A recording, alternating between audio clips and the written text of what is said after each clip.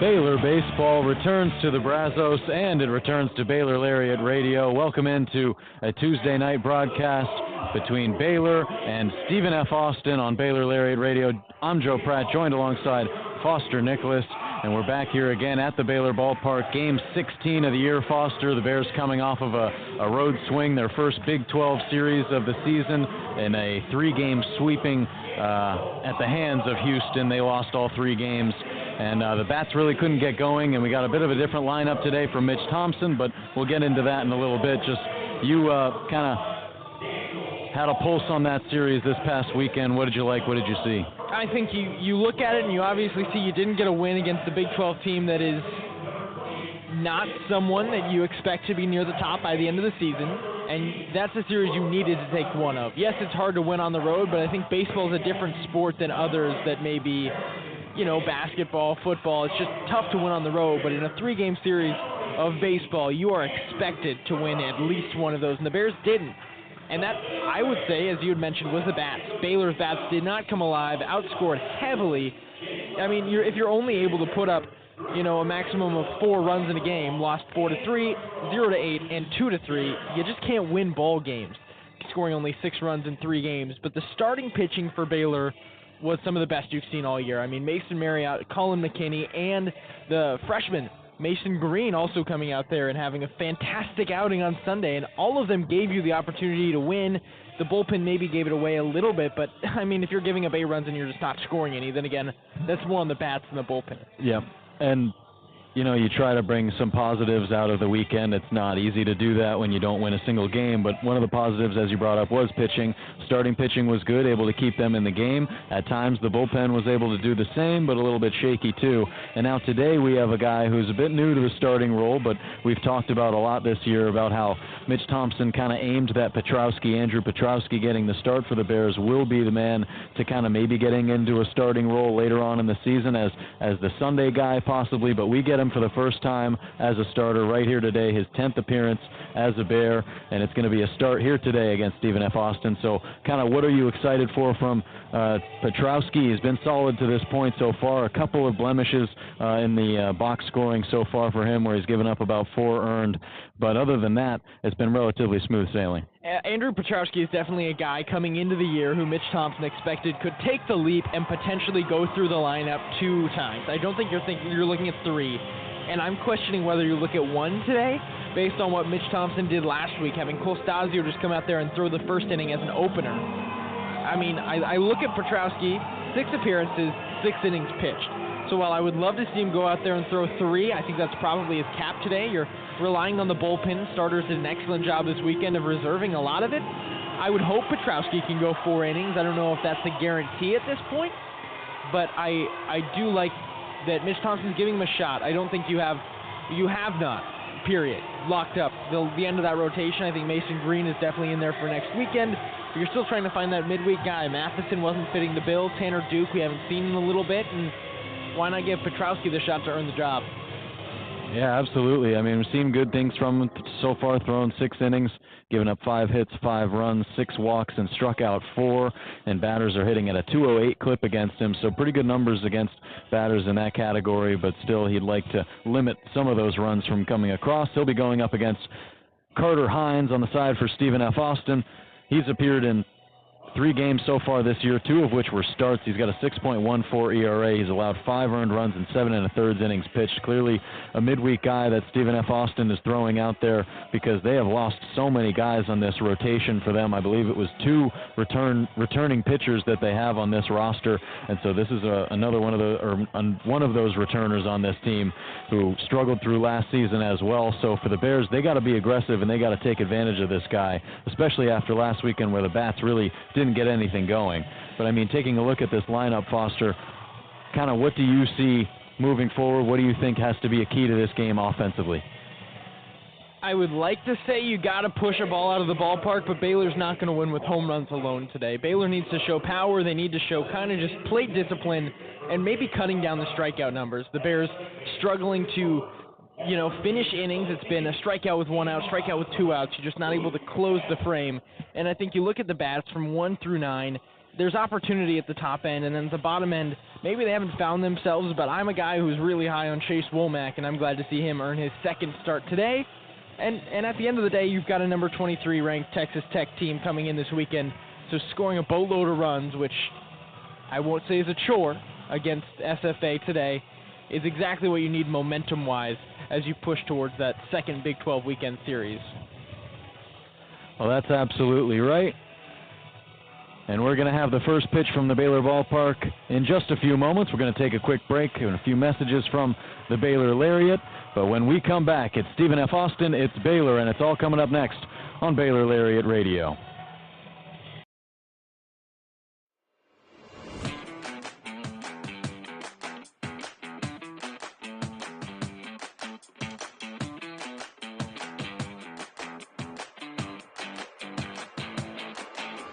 Hey Bears!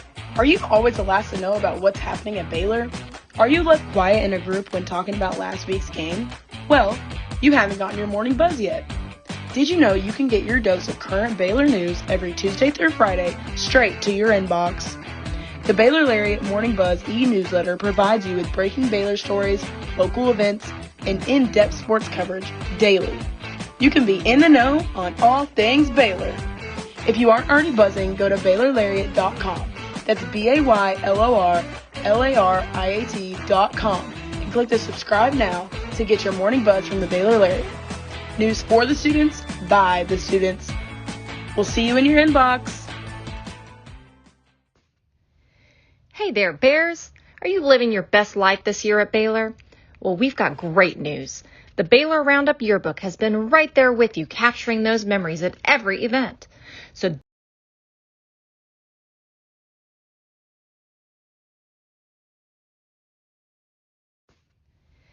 Hey there, Bears. Are you living your best life this year at Baylor? You haven't gotten your morning buzz yet. Did you know you can get your dose of current Baylor news every Tuesday through Friday straight to your inbox? The Baylor Lariat Morning Buzz e-newsletter provides you with breaking Baylor stories, local events, and in-depth sports coverage daily. You can be in the know on all things Baylor. If you aren't already buzzing, go to BaylorLariat.com. That's BaylorLariat.com and click the subscribe now to get your morning buzz from the Baylor Lariat. News for the students, by the students. We'll see you in your inbox.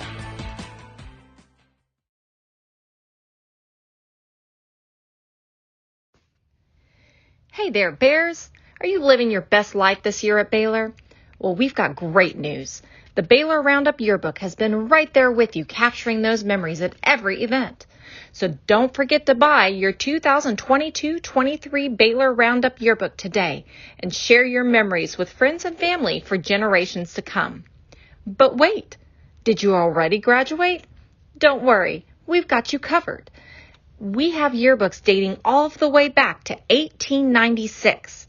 So visit our website today at www.baylor.edu/roundup and order your copy. That's www.baylor.edu/ROUNDUP. Have a great year, Bears, and sick 'em.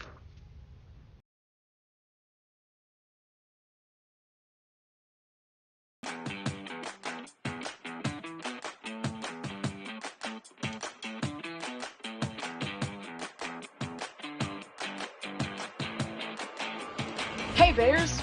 Are you always the last to know about what's happening at Baylor?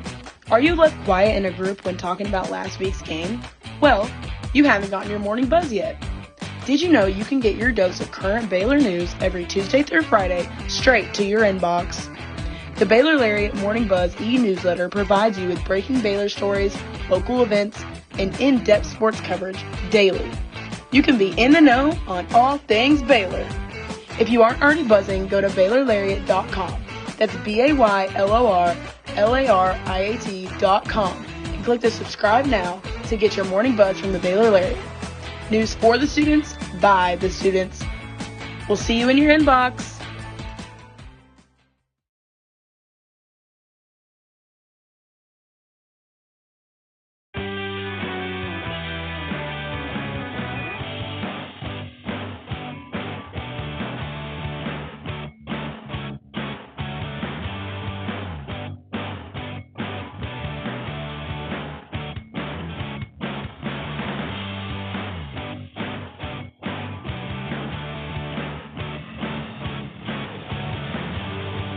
Game 16 just about to get underway here at the Baylor Ballpark as the Bears, sitting at 4-11, will take on the Stephen F. Austin Lumberjacks at a record of 3-15, and they're currently on a 14-game losing skid.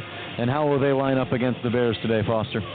Stephen F. Austin, I think it's a lineup that the Bears should have the opportunity to exploit. Very top-heavy, but a home run team all the way through. Leading it off is a center fielder freshman, leading the team in runs, stolen bases, and walks. That is Colton Griffin. He's followed up by Peyton Parker, who's played third base, hitting .286. Their three-hitter, first baseman, senior Cal Martin. Cleanup hitters, left fielder Tyree Carr. The five-spot designated hitter Nolan Brown leads the team with 6 home runs and 7 doubles on the year. Has also struck out 25 times. In the 6-hole, right fielder Cole Hill. 7-spot second baseman Bryce Yazko. In the 8-hole, the catcher is Derek Warren, and the senior shortstop in the 9-hole, Julian Thompson, a guy who had a pretty good, I believe, did a great job against Baylor in the last meeting between the two teams. And they'll be facing Andrew Petrowski, who's in for his first career start in the green and gold. He's made 6 appearances, all of which have been in relief. He's got a 7.50 ERA at 6 innings pitched. His season-long appearance was just 1.2 innings, and that was last weekend, or 2 weekends ago, against Indiana. And so, as you mentioned, Foster, that pitch count likely not going to exceed too much. We'll hopefully, we hope to see him pitch into the 3rd, 4th innings maybe, but we'll see how the evening transpires and the field for the Bears. Petrowski will be throwing to Harrison Cayley, gets the start back behind the dish again there. Will Pendergrass plays first. He's joined on the infield by Chase Womack. Tyreek Kemp plays short. Mason Greer gets his second start at third base. Outfield from left to right, Daniel Altman in left field, Ty Johnson in center. And Enzo Apodaca plays right field. The DH for the Bears today will be Wesley Jordan. And they are set to go against Stephen F. Austin today, who is third currently in the Western Athletic Conference in homers with 20. And the man stepping up to the plate right now with 3 of them is Colton Griffin. This Baylor infield, 22 errors on the season, 9.95 fielding percentage. Among the bottom half teams in the Big 12, that's a category that they're looking to improve upon right here this afternoon, as the first pitch to Griffin is on the outer half for a strike one called, and Andrew Petrowski gets over the top with a breaking ball, slow moving, less than fastball. Flag in center field, gripping straight away towards the Brazos River as the next pitch misses up and away. 75 degrees with 14-mile-an-hour winds pushing to dead center field, so the ball could fly, and nonetheless, a nice, not overwhelming night of heat for baseball. Yeah, lights are on, but the clouds still somewhat bright and gray. Partly cloudy skies overhead as the next pitch missed low beneath the knees of Griffin, and it's 2 balls and 1 strike. Baylor's wearing their all-white uniforms with the green Baylor scripted across the front of it. 2-1 pitch. Locates low and in, 2-2. White pants with the green piping down either side, green belt, a number on the front left chest. And now Petrowski ready with the 2-2. He reaches out over the plate and shoots it foul down the left field line, does Griffin, to stay alive at 2-2. Outfield playing straight up as well. They're wearing the green cap with the golden BU etched into the crown of it. Payoff pitch again. Griffin has to reach over the plate again. It's a pitch that's way outside, but he gets a piece of it, and he stays alive once more. 2 balls, 2 strikes as Stephen F. Austin wears their road gray uniforms with purple numbers, purple lettering on the front. They also have a number on the front left chest of their jersey. The 2-2 in off his hands. It ties him up, and it rolls down the first base line, but foul. Petrowski really having to work here in the first count of the game. Yeah, but velocity's high for Petrowski right now. He's finding the strike zone, and he's finding it with, the low 90 stuff that he's been able to hit consistently at the beginning of the season. Glove at his belt from the windup. The 2-2 again. Low and inside. It backs Griffin up off the plate, and it's called a ball 3. Cayley was up out of the crouch, was ready to toss it around the infield, but they'll have to go back and do it again. Not too forgiving of a call. It looked like a pretty good pitch from Petrowski. He's ready with the 3-2. Here it comes. Shot on the ground, foul down the right field line. Hit sharply by Griffin. Just can't quite straighten it out. Petrowski struggled to shut down hitters this year. He's only got 4 strikeouts. He's walked 6. So while his location has been on point today, he still hasn't really, I guess in this at-bat, he just hasn't been able to put the batter away, which has been a trend throughout this year. Griffin an even 12-12 walk-to-strikeout ratio this year. The 3-2 pitch, he checks his swing, and he did not go. The pitch was up above the zone. The Baylor dugout thought he probably went around, but it turns out it's going to be a 8-plus pitch walk for Colton Griffin to lead off this ball game. Mitch Thompson giving an earful to third base umpire Blake Felix from the dugout. Thompson clearly upset, and it looked like the batter probably did swing, chasing at a ball that was way up the ladder. Just went after the high cheese. Petrowski put the juice behind it. But Mitch Thompson and the Bears start out the game with a no-out base runner. And you don't want to do that against this Stephen F. Austin team, as the first pitch to Peyton Parker is lifted into center field, but an easy play for Ty Johnson as he reaches up the tan glove and makes the catch for out number 1. Bullet right back up the middle, and maybe the wind working in the opposite way towards the at-bat of Parker. That one just hung in the air a little bit, settled right into the glove of Johnson, who didn't have to move more than a couple steps to his left, maybe. Lumberjacks have stolen 22 bases this season. Throw back to first by Petrowski, and in standing up is Colton Griffin. Griffin has 12 of them. He's 12 for 14 in stolen bases this year. That's 4th nationally. He's making his 19th start today, takes a big lead over there at first. They've already checked on him once. Petrowski from the stretch now checks back again. He fires a bullet over to Pendergrass. Thought he might have had a play on him, but he was back in safely, said the first base umpire Scott Johnston. At second is Chris Booker. Behind the plate calling the balls and strikes, Luke Hamilton. First pitch to Cal Martin, skied down the right field line. Apodaca giving chase. The hat comes off, but he's able to make a play on it just a couple feet in foul territory, and he brings down the second out of the top of the first inning. Could have been the end of the inning right there. Initially, the first step from Griffin towards second base on the pickoff was actually towards that second base bag. It looked like he was motioning, going to steal on the pitch. Petrowski put that right there, and instead of getting the out there, they get that second out, but I think it's tough for Griffin to try and want to steal second base and end the inning in that way with 2 outs right now. Yeah, now a third pickoff over to first. Pendergrass kind of having to reach across up that first base line. Petrowski going to have to be careful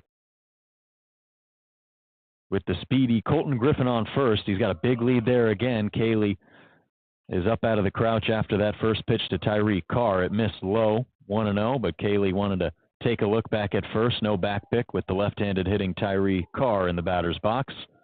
Currently hitting a .087 average on the year, 2 hits. And now another check back at first. And Griffin was kind of back in on a slide there, kind of lunging back in there, not a typical slide, kind of led with his right knee. Almost as if he was doing one of the normal slides, a feet first slide back to the bag. Big lead, and now he goes, but the pitch is sky high just outside the infield. It's going to get into the outfield grass. Ty Johnson makes his way into the alleyway and makes the catch for the third out. So that's going to do it for the top of the first inning. Stephen F. Austin puts one man on base, but they're unable to bring him around, and the Bears are coming up to bat for the first time after this on Baylor Lariat Radio. Hey there, Bears. Are you living your best life this year at Baylor? Well, we've got great news. The Baylor Roundup Yearbook has been right there with you, capturing those memories at every event.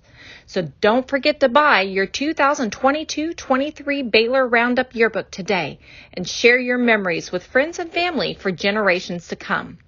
But wait, did you already graduate? Don't worry, we've got you covered. We have yearbooks dating all of the way back to Hey there, Bears. Are you living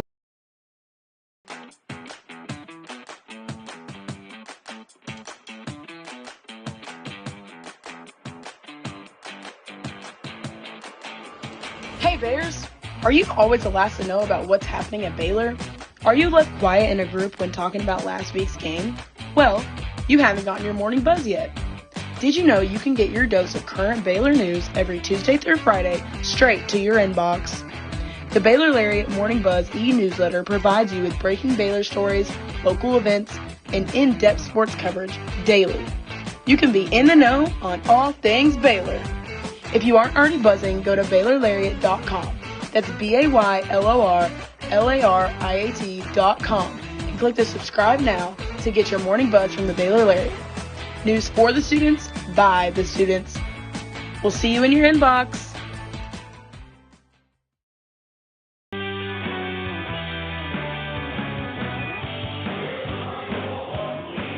Bottom of the first inning, 0-0 your score, and Baylor stepping up to the plate for the first time. It'll be Ty Johnson to lead things off for the Bears, getting his 12th start. Nice to see him back getting a start at the Baylor ballpark. As the first pitch from Carter Hines is on the way from the stretch, low and outside, called a ball 1 to Johnson, who went down with an injury late in Game 3 against Indiana in that weekend series here at the Baylor ballpark a few weeks ago. He was 3 for 4 in the game before being replaced. 1-0 pitch. This one finds the outer half for strike 1, 1-1.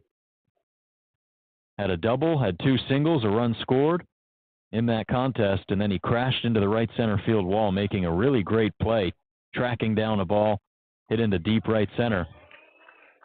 But unfortunately, that collision with the wall eventually took him out of the game. He stayed in the game for a couple innings longer before Mitch Thompson decided to pull him out of the contest. The next pitch to him missed low and outside. It's 2-1 now.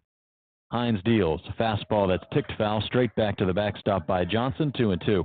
Johnson probably, I'd say, other than Enzo Apodaca, the most reliable bat in the lineup, and he's someone you can trust defensively, probably your best defensive outfielder on this roster, and then your a fast base runner, and someone who also just elite contact skills. The 2-2 to Johnson. Breaking pitch inside, called to strike 3. Johnson knew it too, was headed back to the dugout before the call was made by Luke Hamilton. And against the first batter for Carter Hines, he gets his first punch out. That was the 10th strikeout on the year for Carter Hines, up to 7 2/3 innings pitched. Of course, mentioned some struggles last season, but still given an opportunity this year under head coach Johnny Cardenas in his 16th season. The first pitch to Mason Greer missed low and outside, 1-0. Greer getting his first start in the 2-hole today, and second start at third, batting from the right side. Tall right-handed bat. The 1-0 pitch to him misses outside. 2 balls, no strikes. He'll be followed up by Enzo Apodaca, who's in the on-deck circle right now, batting third. Wesley Jordan is the cleanup man, the designated hitter. Daniel Altman bats fifth today, playing in left field. As Hines comes set, the 8th pitch upcoming, 2-0.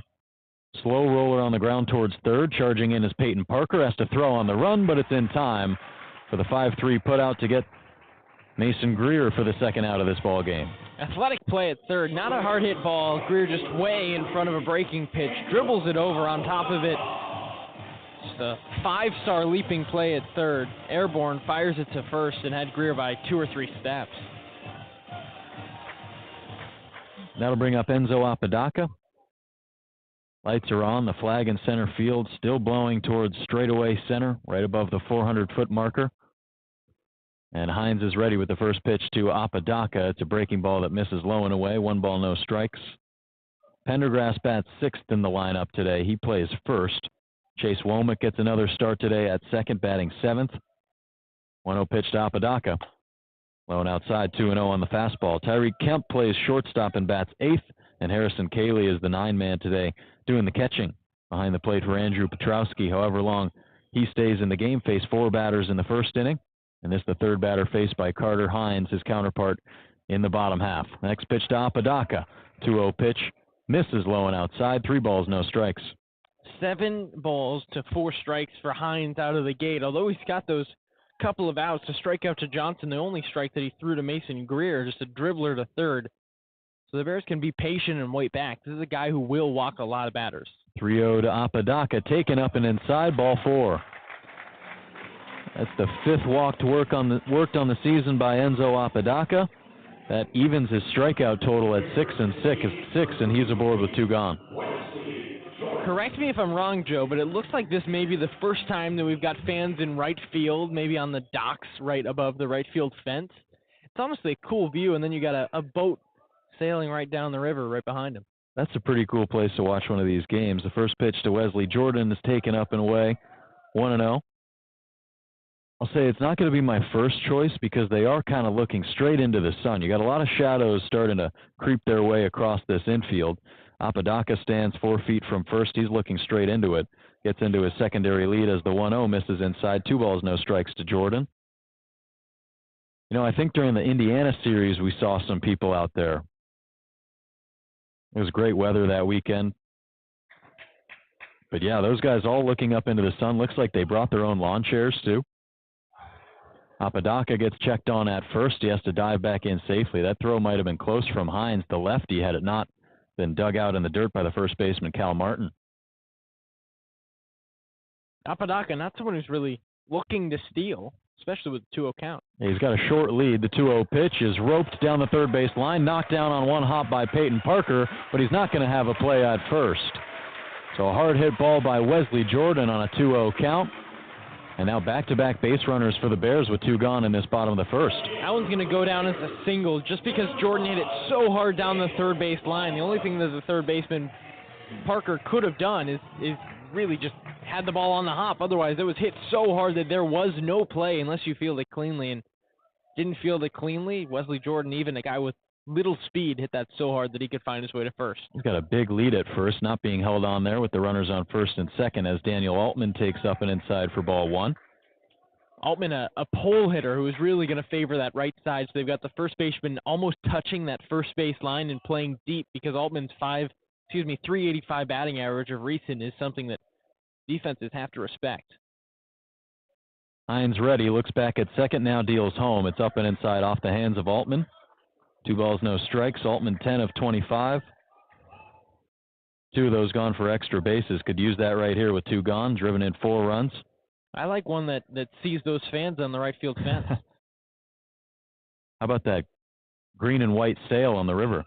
Next pitch to Altman, tips straight back to the net, 2-1. For those of you listening, that's probably 600 feet from home plate, but why not? Yeah, there's some wind. Little breeze for your 5-hitter. I think you said 24 mile an hour gusts? We're about 14. I think it's settled down a little bit since. Hines comes set with the all-black glove. He's looking at Apodaca, but the 2-1 home.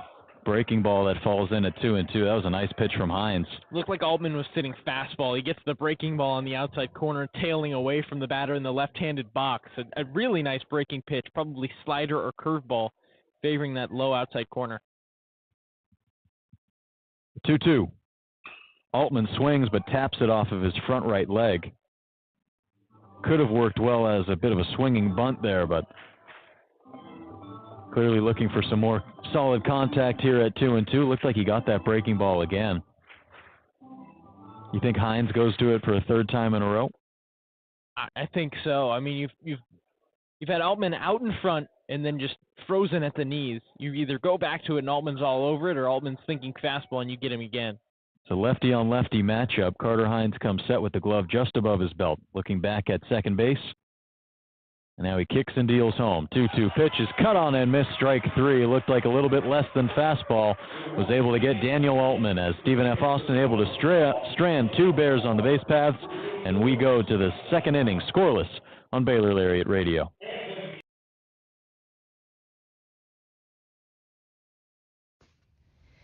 Hey there, Bears. Are you living your best life this year at Baylor? Well, we've got great news. The Baylor Roundup Yearbook has been right there with you, capturing those memories at every event. So don't forget to buy your 2022-23 Baylor Roundup Yearbook today and share your memories with friends and family for generations to come. But wait, did you already graduate? Don't worry, we've got you covered. We have yearbooks dating all the way back to 1896. So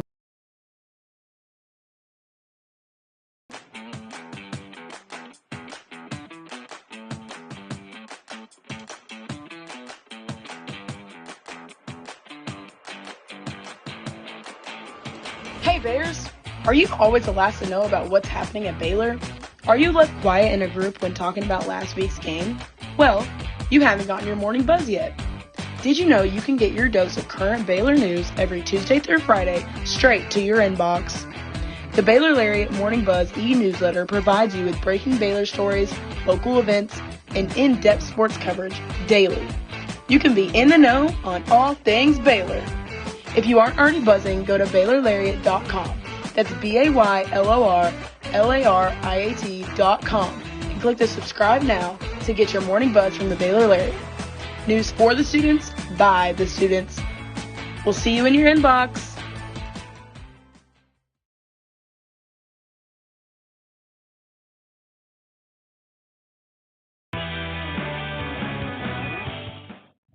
Top of the second inning, Andrew Petrowski back on the bump for the Bears. He'll be facing Nolan Brown, the designated hitter. Shoots this one straight back up the middle over the left side of the mound and into center field for a base hit, wasting no time to get that first base knock of the day for Stephen F. Austin in the top of the second inning. And that brings up Cole Hill.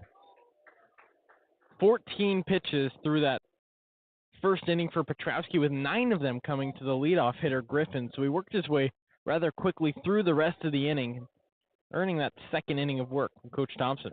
First pitch to Hill misses down beneath his knees. 1 ball, no strikes. However, that leadoff runner now on board in the first and second inning. It was a walk in the first inning that got that SFA offense rolling. A single here. Cole Hill, a right-handed bat. Petrowski from the stretch. He swings and sends a high fly ball out to left center field. Going back on it, Johnson. He meets the padding of the wall as that ball is gone.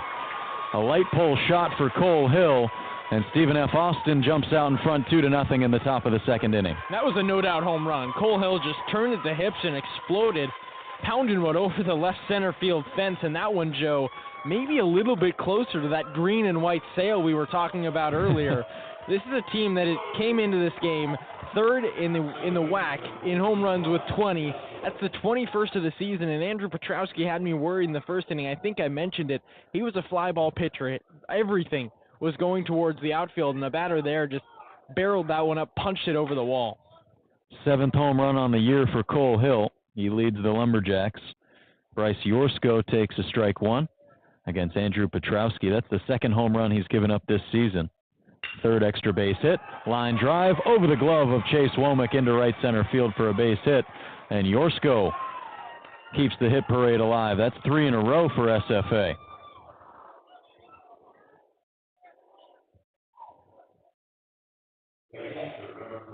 Well, James Leverton's going to come out and have a talk with Andrew Petrowski. 3 straight base hits on just 5 pitches, one of which clears the fence. Not the way that Andrew Petrowski wants his second inning of work to go.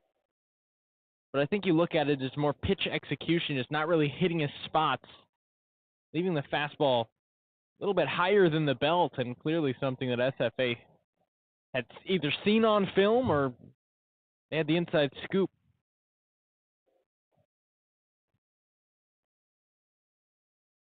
Yeah, but now Leverton just really trying to calm him down. It's early in this game, 2-0, and it's just 1 swing of that bat. Really 2 swings, the aggressive one to lead off the inning, and then Hill just capitalizes on one that was left over the middle of the plate, and it's a 2-0 game. Warren shows bunt, lays it down the first base line. Cayley's out from the crouch to get it, throws on to first in time to get Warren there, but the runner successfully moves up to second on the sacrifice bunt.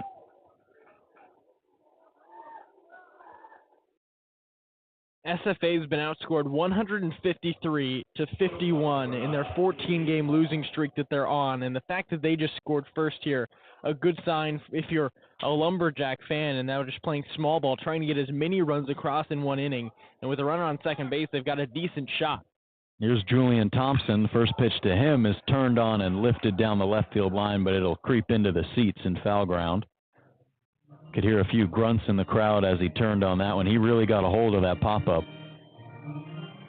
It's really tough to hit a ball that goes that high and turn it so far foul. You have to be extremely early and also find a barrel, and Thompson managed to do both. He definitely saw something he liked. The senior from Albany, New York, bats from the right side and swings over top a breaking pitch from Petrowski. He was sitting red dead fastball and did not get it. Just a big swing. So I think you maybe See, that fastball was the first pitch that he turned on and cranked foul. Way too early, though. And now he's behind 0-2. The payoff pitch. Swung on and missed, strike 3. Went back to the breaking ball. Pretty much the same exact pitch, Foster. And that's the first one of the afternoon for Andrew Petrowski. There's 2 gone in the top of the second. I think that confirms the theory that Thompson was hitting red dead fastball all at bat long. He got it pitch 1, didn't get it soon after, and Mitch Thompson has seen enough from Andrew Petrowski. He was able to bounce back nicely. Obviously, you get the bunt, which is just a gimme out, and then he earns that strikeout, but turning it over to one of the best bats in this SFA lineup, Bears want to limit the damage as it seems. And they're going to try to do that, try to strand the runner that stands on second base with 2 outs, and now they'll replace the right-handed throwing Andrew Petrowski with the left-handed hitting Colton Griffin coming up to the plate. And we'll take a quick break on Baylor Lariat Radio as the Bears trail 2-0 on Tuesday night. Hey there, Bears. Are you living your best life this year at Baylor? Well, we've got great news. The Baylor Roundup Yearbook has been right there with you, capturing those memories at every event. So don't forget to buy your 2022-23 Baylor Roundup Yearbook today and share your memories with friends and family for generations to come. But wait, did you already graduate? Don't worry, we've got you covered. We have yearbooks dating all the way back to 1896. So visit our website today at www.baylor.edu/roundup and order your copy. That's www.baylor.edu/ROUNDUP. Have a great year, Bears, and sick 'em.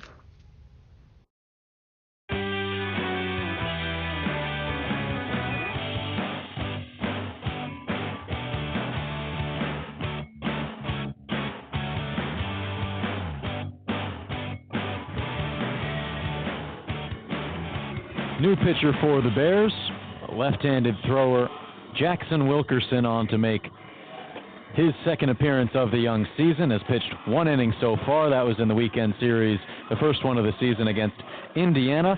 Pitched in the Saturday contest, throwing just 1 inning, giving up 1 hit, no runs, no walks, no strikeouts.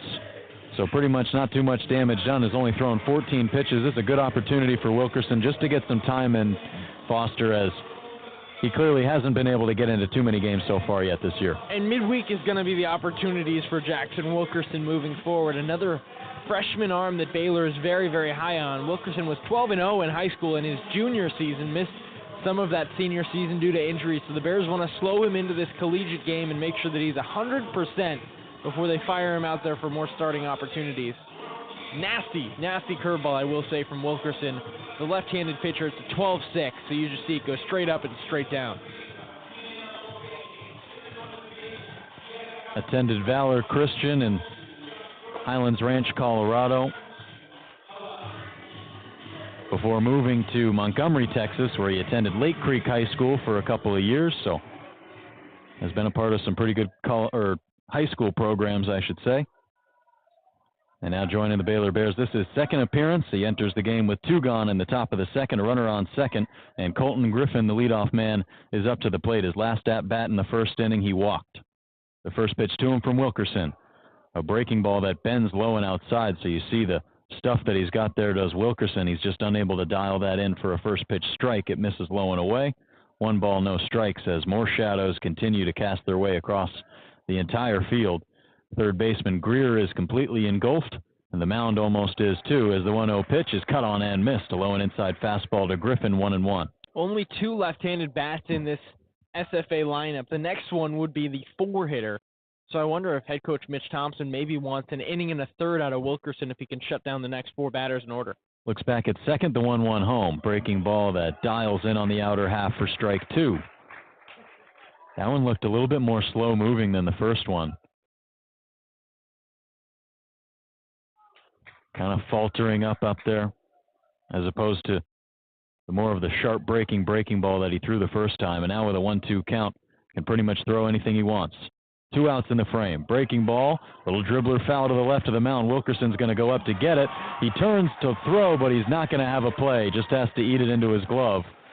Of course, that's a tough play, but with Mason Greer playing back at third with that runner on second, you understand why Wilkerson is the one to come out and play that ball, but really difficult as a left-handed pitcher to receive the ball and then have to fully twist around to make the throw to first, and there just wasn't enough time. And behind the plate, Cayley didn't have a great jump either. Maybe you rush out and you kind of run up the third base line, scoop it up with your momentum as a right-handed catcher towards first, and maybe you have a play, but it was just hit so weird with some weird topspin, just died in the grass right next to the foul line.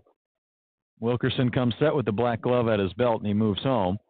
And Peyton Parker takes a strike one at his knees. Prendergast wearing shades at first, but still using that black glove to block the sun right in front of his eyes. He holds the runner there on at first. Colton Griffin, of course, fourth in the nation in stolen bags with 12.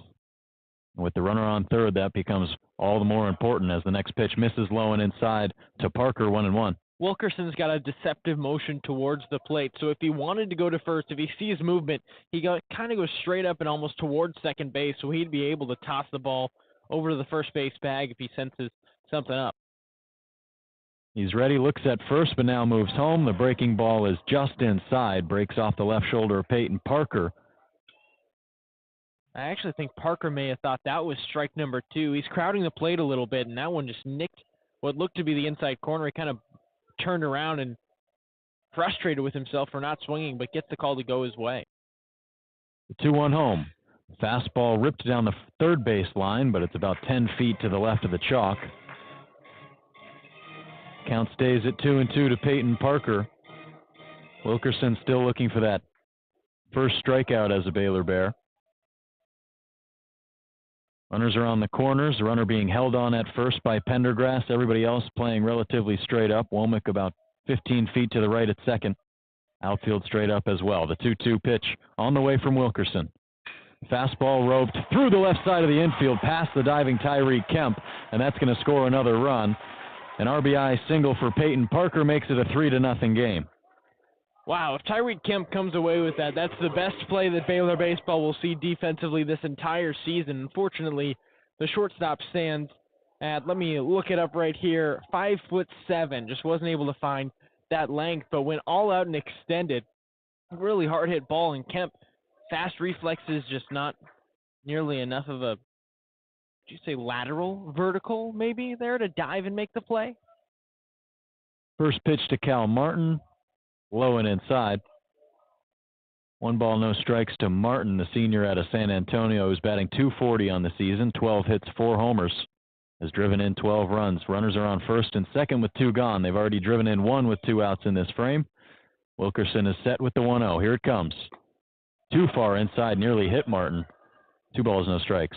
It's important for Wilkerson, who, as a freshman, I think you've got this weight on your shoulders. You've already seen a couple runs come across. You don't want to give up any more, just to buckle down and focus on the guy at the plate, because clearly Griffin on second's in his head. 2-0 pitch.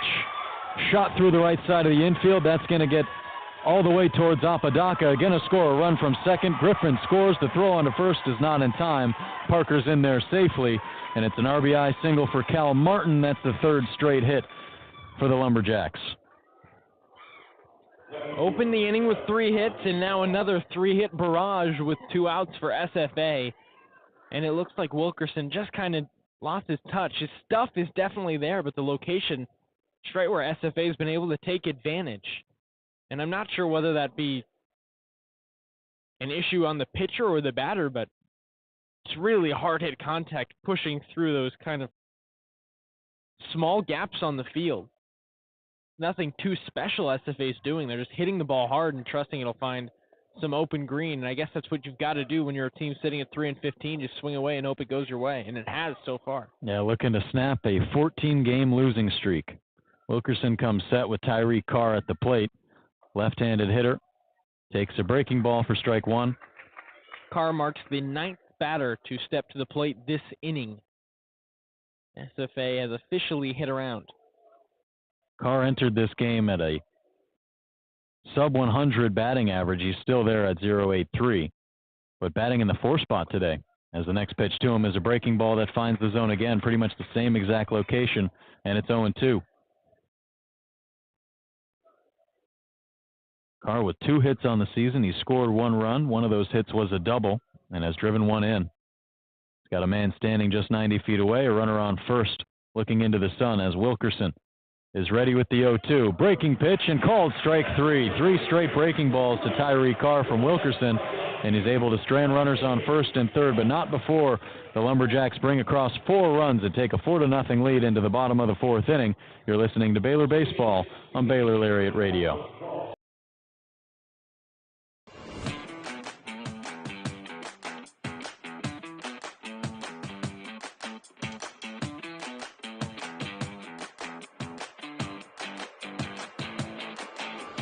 Hey Bears! Are you always the last to know about what's happening at Baylor? Are you left quiet in a group when talking about last week's game? Well, you haven't gotten your morning buzz yet. Did you know you can get your dose of current Baylor news every Tuesday through Friday straight to your inbox? The Baylor Lariat Morning Buzz e-newsletter provides you with breaking Baylor stories, local events, and in-depth sports coverage daily. You can be in the know on all things Baylor. If you aren't already buzzing, go to BaylorLariat.com. That's BaylorLariat.com and click the subscribe now to get your morning buzz from the Baylor Lariat. News for the students, by the students. We'll see you in your inbox.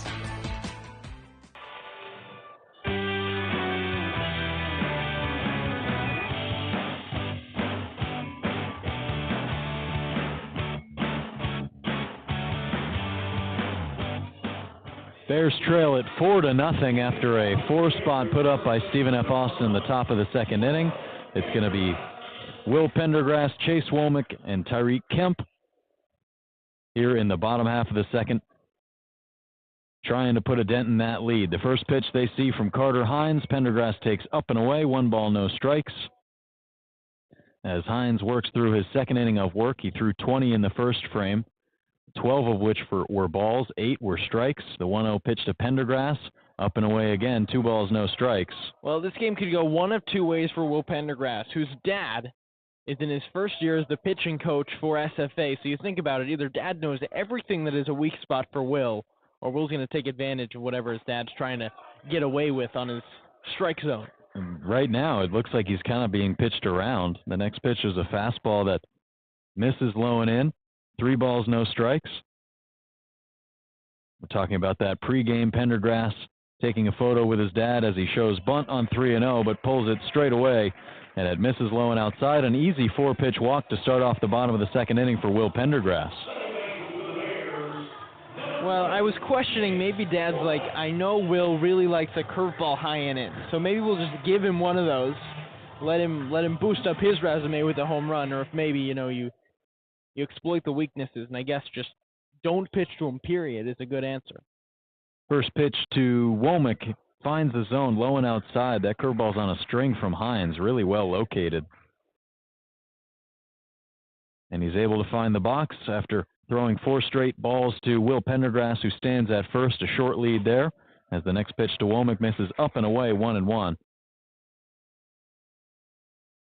Infield will be playing him relatively straight up. The middle infielders are likely looking to turn 2 here with the count 1-1. Third baseman playing close to the line, about 5 feet off it. First baseman holding the runner on there. The 1-1.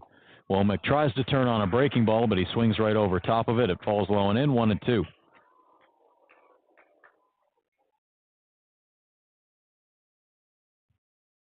Womack making his 4th start today, still looking for that first career hit. He's 0 for 5 on the season. Here's the 1-2. Low and outside, called to strike 3. Looked like Hamilton might have been pushing the boundaries a little bit there in the zone. But got to credit the good pitch from Carter Hines. It locks up Chase Womack low and away. And the lefty has his 3rd strikeout of the outing. And 3rd looking at that, too. A good start today for Carter Hines, who entered this ballgame at a 6.14 ERA. He comes set, and his first pitch to Tyreek Kemp is a breaking ball that misses or hits the zone low and outside, and it's called a strike 1. And all of that while considering that Hines has thrown 5 more balls than strikes in this outing. He struggled with command, yet the strikeouts haven't been tough to come by. The 0-1, Kemp fans and misses at a high fastball.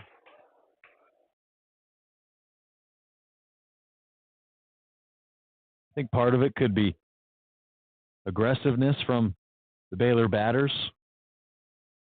And it seems like Hines, in the 2 walks that he's thrown, he hasn't really thrown strikes in those counts. It's been 4 5-pitch walks. The 0-2 pitch to Kemp, blowing outside. Nice block by Warren.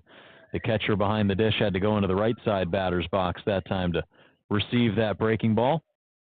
I mean, maybe you consider that Baylor expects to win this game, so they're swinging away like they already have it at this point. 1-2.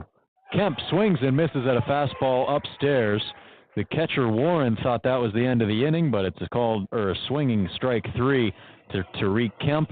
The 4th strikeout of the day for Carter Hines, and there's 2 gone in the 2nd inning. Eric Warren forgot about that leadoff walk. Thought that 2nd strikeout was the 3rd of the inning, and he was about ready to head to the SFA dugout. But they have to go back and get Harrison Cayley for the 3rd out, and the first pitch misses way up and outside. It takes Warren out of the crouch. 1 ball, no strikes to Cayley, who's batting a mere 125 on the season, just 1 hit, and that was a home run back in the Shriners Children's College Showdown to start off this season. 1-0. Going to have to wait as Hines checks back at first, diving back in safely. There's Pendergrass. Looks like the shadows are starting to go away as the sun continues to creep down over the left field foul pole. Lights are on. 1-0 pitch to Cayley, shows bunt, but pulls it away for a pitch that's up and outside. I think in a 1-0 count with 2 outs, I would not be showing the bunt sign. I would not be trying to maybe get in the pitcher's head in that way, especially with 2 outs in the inning and a runner on first. Cayley, just someone all the way back in the box, just needs to swing away and push one the opposite direction. 2-0. He takes a breaking ball that falls down. Must have been pretty far beneath his knees because it looked like that one was pretty close to being in the zone. Similar pitch to the one that got Womack looking. But Cayley will take it. It's 3-0. Short lead at first for Pendergrass, being held on by Cal Martin. And they'll check back there. He's back in standing up. Cayley's going to show bunt on this 3-0 pitch, but I will mention the only hit, that home run for Harrison Cayley, it did come with 2 outs down in Arlington, or up in Arlington, I guess. Bat resting on his right shoulder. Now he shows bunt, pulls it away, and it's called to strike 1. Left it out there an awful long time. Looked like he might have actually dropped one down if he wasn't careful. First baseman's playing on the corner. The other corner, the third baseman, Peyton Parker, he's slightly back, so if he's able to lay down a good bunt, it might work. But instead, he sends a 3-1 pitch high down the left field line, going way back and gone. The Bears get back on the scoreboard, cutting SFA's lead in half, 4-2, on Harrison Cayley's 2-run bomb, his 2nd of the season. Cayley's just a 2-out hitter, I guess, just turning on an inside pitch and punching it over the left field fence.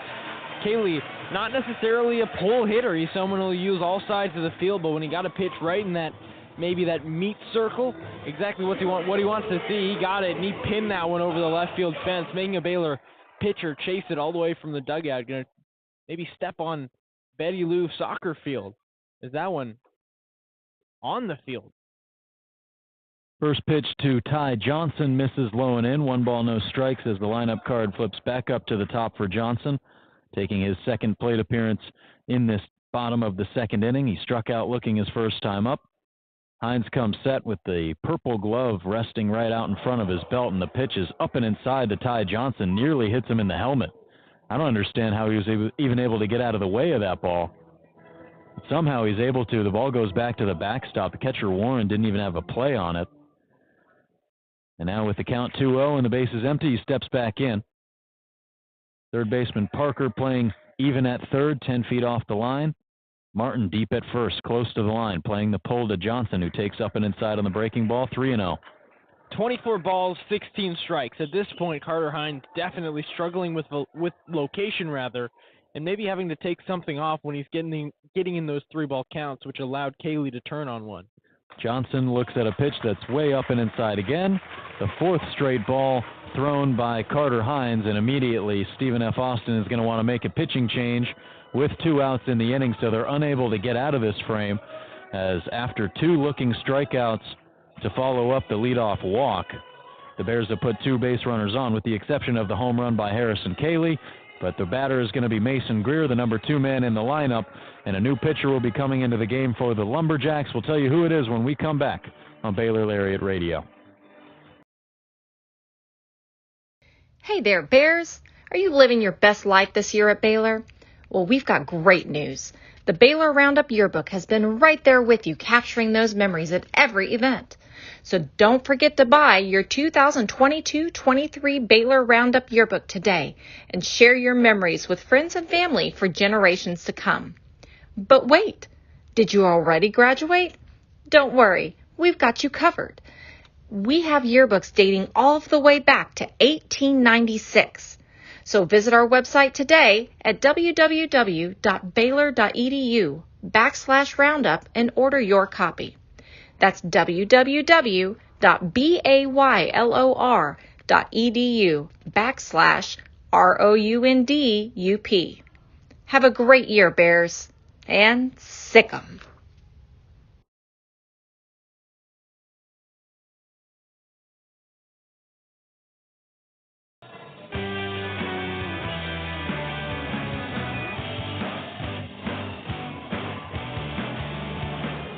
New pitcher for the Lumberjacks, it's Reed Boyer, a sophomore out of Nacogdoches, Texas.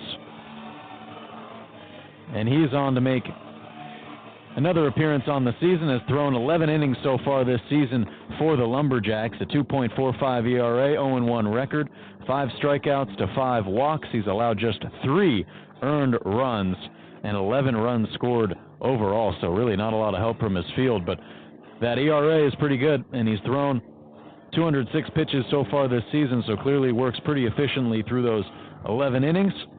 Despite giving up 15 hits and walking 5, he'll be facing Mason Greer after his teammate who started this game was recently replaced. He went 1 2/3 innings, did Carter Hines, giving up 2 hits, 2 earned runs on those 2 hits, and it was, of course, on the Harrison Cayley 2-run homer a few moments ago. He walked 3 and struck out 4. A pretty good start, but it really was that pitch count and the ratio between balls and strikes. Had thrown more balls than he did strikes, did Hines. And Stephen F. Austin saw enough as the first pitch to Mason Greer missed outside. 1 ball, no strikes.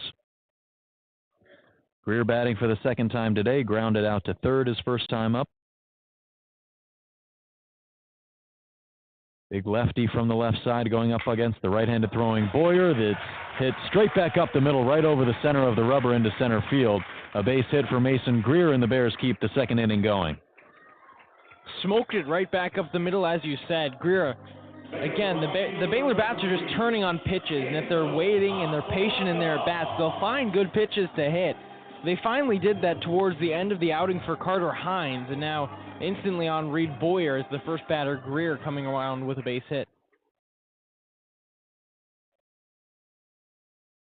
Boyer leans in, gets the signs from Zarek Warren. Apodaca from the left side takes a fastball in the right-handed batter's box for ball 1.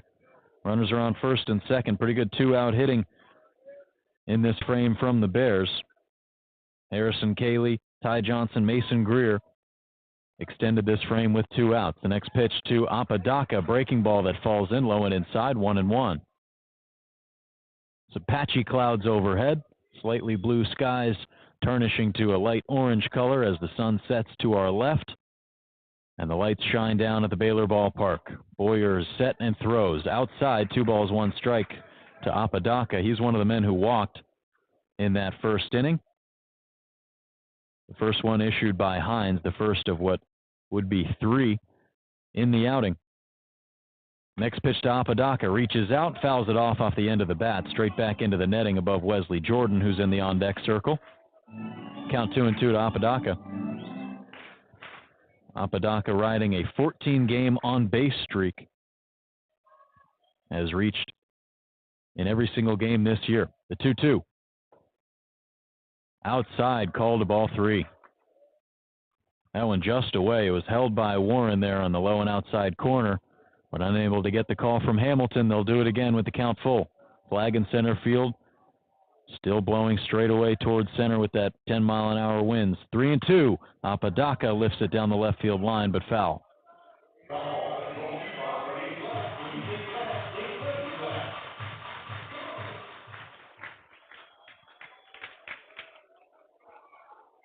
Boyer recently appeared in a game Sunday against Grand Canyon.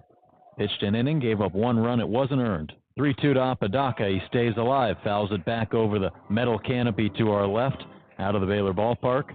3-2. Pretty good at bat here, worked by Apodaca. Apodaca, a guy coming into this season who Mitch Thompson had said he can either swing first pitch and punch one over the fence, or he can take a 12-pitch at bat and maybe just locate the ball on the infield for an infield single. He'll take whatever the pitcher gives him, and he's just in a hard-fought battle now. Runners go. Fly ball down the left field line. A lazy fly at that. Luckily, it's going to be able to get into that metallic grandstand deep down the left field line. Geez, as a pitcher, when you come in, you give up a single. There's 2 outs in the inning, and then the very next at bat, you're in a duel that's awaiting the 9th pitch. I'm sure this one already taxing on Boyer, even though it's not on the arm. 3-2. Swing and a high fly ball out to the left center field gap. Going back on it, Griffin. It's going to bounce up off the wall. 1 run scores. Greer coming in to score from first, and he will. And the Bears tie it up on a 2 RBI double from Enzo Apodaca. 4-4 your score.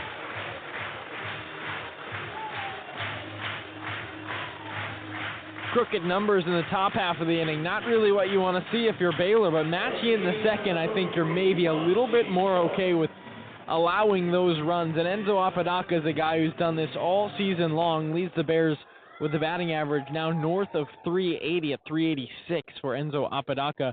He's on track for a Big 12, all outfield probably at this point. Pop up down the right field line off the bat of Wesley Jordan. That'll get out of play.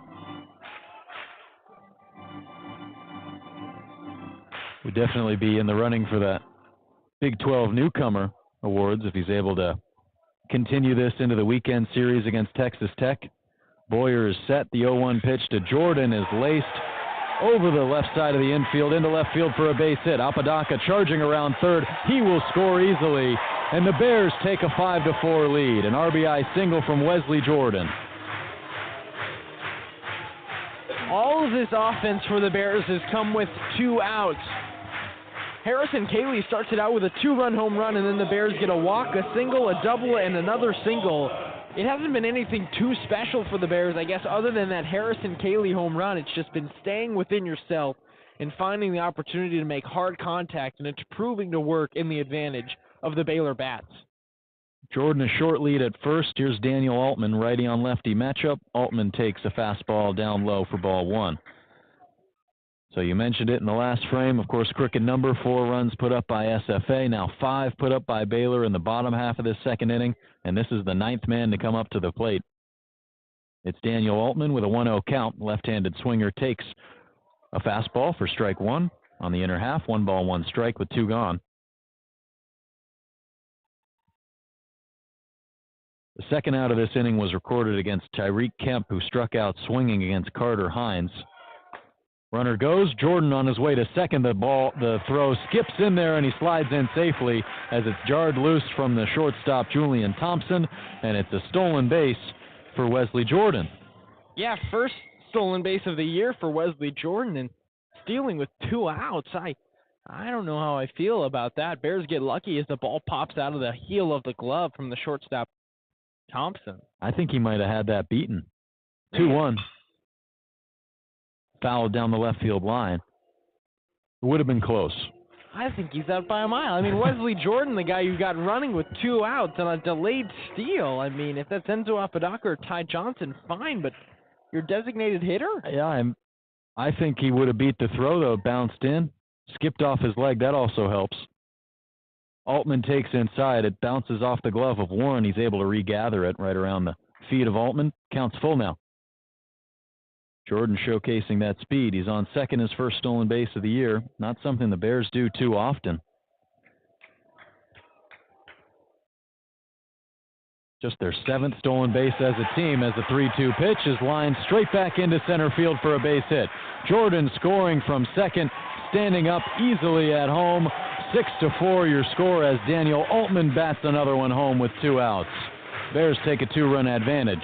And another pitching change quickly out of the first base dugout is Johnny Cardenas, wasting no time to bring his second and third pitcher into this game.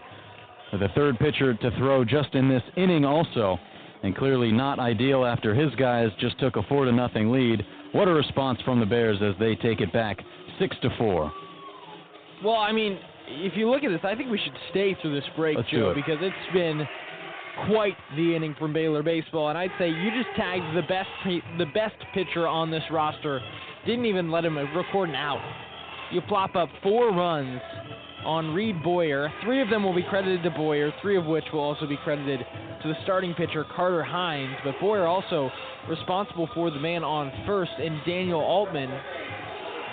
Another left-handed arm for SFA, and that's something you've got to expect for the Bears with as many left-handed bats as they've got. They've got 4 lefties and 2 switch hitters in this lineup. That may equate well for them, but none other than Will Pendergrass would be the guy up to bat. I think you look at this, and Baylor has not been able to string together the amount of base runners. I mean, it's been 4 straight base hits, and then the walk before that and the home run before that, so 6 straight base runners. That's just not something that Baylor had. Even last year, I can't remember a game where Baylor tagged that many hits in a row, especially with 2 outs. You know what this is reminiscent of, Joe? I don't know if you remember, but there was a 15-run, 2-out, unearned run rally against the Bears where it just seemed like everything was going the wrong way. And this has the beginnings of that feeling where Baylor just can't stop hitting with 2 outs and rolling and rolling and rolling. And the green and gold already with 6 runs up on the board. While SFA, they've given up 10-plus runs in 11 of all of their 18 games this year. Bears are more than halfway there in the bottom of the second inning. That's just a crazy number, though. I mean, when you look back at this schedule and you say, well, a 14-game losing streak, you hope that some of those games might be, really close contests. But when you look throughout this schedule, I mean, this is a Stephen F. Austin team that has taken some real beatings. I mean, going back to that series last weekend, they were outscored 29-8 against GCU. Of course, that was one of the better teams in that Western Athletic Conference. The first pitch to Will Pendergrass is laced straight back up into center field. Going back on it, the center fielder Griffin, and on the run, he's able to make an over-the-shoulder catch, running out towards the padded wall in straightaway center. So Pendergrass attacks the first pitch of the new pitcher, Trent Nickerson, but he comes up empty, about 20 feet short of the second homer of the inning for the Bears. But that's going to do it for the bottom of the second inning. They put up 6 and take a 6-4 lead into the top of the third. You're listening to Baylor Baseball on Baylor Lariat Radio.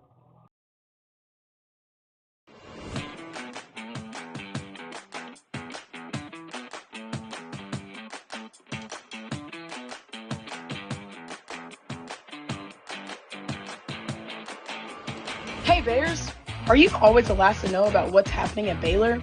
Are you left quiet in a group when talking about last week's game? Well, you haven't gotten your morning buzz yet. Did you know you can get your dose of current Baylor news every Tuesday through Friday straight to your inbox? The Baylor Lariat Morning Buzz e-newsletter provides you with breaking Baylor stories, local events, and in-depth sports coverage daily. You can be in the know on all things Baylor. If you aren't already buzzing, go to BaylorLariat.com. That's BaylorLariat.com and click the subscribe now to get your morning buzz from the Baylor Lariat. News for the students, by the students. We'll see you in your inbox.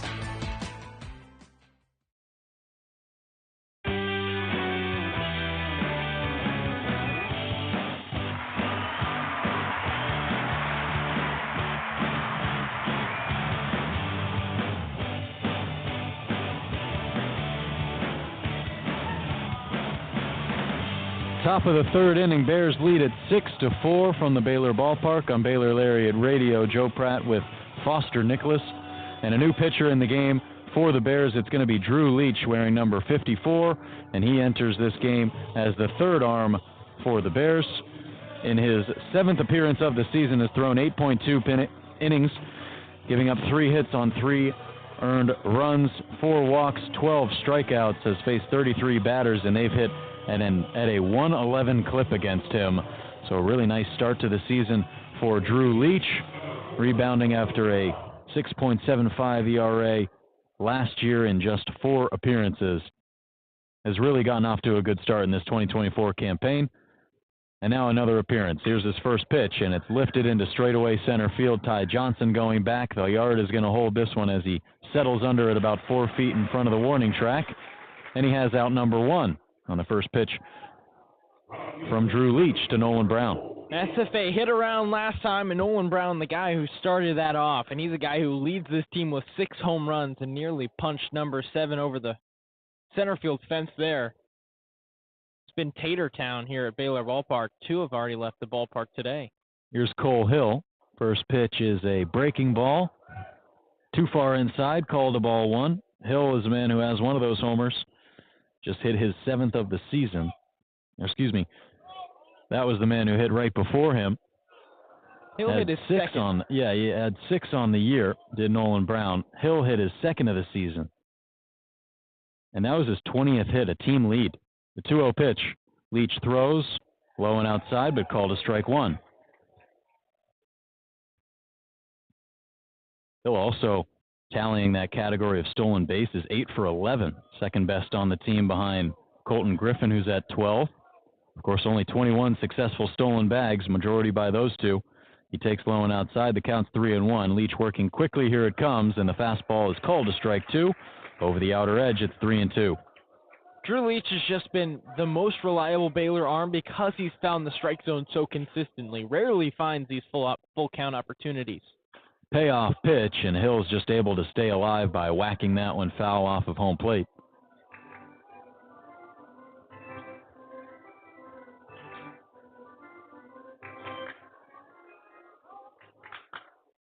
Flag in center field, blowing straight away towards the river. Infield playing straight up, as is the outfield. The payoff pitch again. Barely tapped foul by Hill. This one will go back to the backstop on a slow roller, and the count stays at 3-2. Interesting that the Baylor infield hasn't really changed its depth throughout the entire game. You've seen Tyreek Hill and middle infielder on the other side, Chase Womack at second. Their heels have been on the outfield grass the entire game. They're expecting hard contact from SFA just about every at-bat. 3-2 from Leach.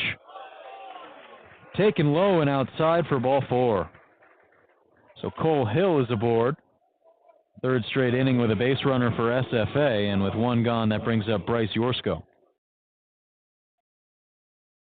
Count that up. That is the 2nd walk of the day for SFA batters. They've just had numerous singles, and now those walks are just playing small ball here at Baylor Ballpark. 73 walks as a team. The first pitch to Bryce Yorsko misses or hits the zone low and outside. 0-1. Yorsko got on with a single to right field his first time up. Leach checks back at first. A really sharp throw over to Pendergrass. Nearly had Hill, who, as I mentioned earlier, has 8 stolen bags on the season. He was able to dive back in with his right hand. He's got the all-black arm sleeve going out to his right wrist as he fixes his batting gloves. They're just resting in his left hand. It looks like he's ready to go with a big lead. Gets into his secondary, does not go, and the breaking pitch is low and outside, sweeping into the left-handed batter's box, and the count's 1-1. So Cayley definitely going to have to be careful. We'll see if they go fastball heavy potentially, maybe look for a pitch out here. Leach throws back to first to check on Hill. They'll definitely want to keep him close. A 6-4 ball game with 1 out. Middle infielders take a couple steps closer to the bag. Greer slightly even with the bag at third. A check swing from the batter, Yorsko, as the runner was going, but he fouls it straight off towards the on-deck circle. A hot shot straight back into his dugout, right towards his teammates, and it looked like the hit and run may have been on. But Yorsko fouling it off. He has to go back. Zarek Warren, who's on deck, he just jokingly hid behind the fence. He had to instantly just drop to the ground. A hot shot and a heads-up play, I guess. 1-2 from Leach. Runner doesn't go, but it's lifted lazily outside of the infield. Going back on it, Womack, he reaches up and makes the catch about 10 feet beyond where the dirt ends in the infield in shallow right center field. So that's 2 outs drawn by Leach. After that walk a few moments ago with 2 gone, it brings up Zarek Warren.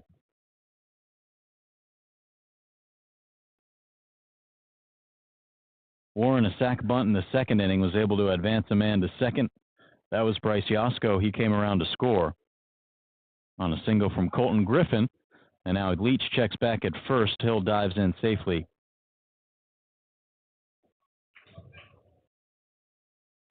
With runners aboard, Drew Leach is holding batters to just an .053 batting average, best on the Baylor Ball Club.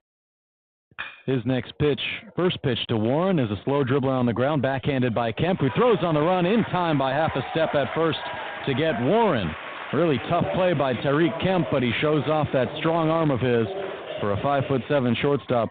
That's not too bad, Foster, even if he lacks some lateral vertical. We go to the bottom of the third inning. Bears leading at 6-4 on Baylor Lariat Radio. Are you living your best life this year at Baylor? Well, we've got great news. The Baylor Roundup Yearbook has been right there with you, capturing those memories at every event. So don't forget to buy your 2022-23 Baylor Roundup Yearbook today and share your memories with friends and family for generations to come. But wait, did you already graduate? Don't worry, we've got you covered. We have yearbooks dating all the way back to 1896. So visit our website today at www.baylor.edu/roundup and order your copy. That's www.baylor.edu/ROUNDUP. Have a great year, Bears, and sick 'em.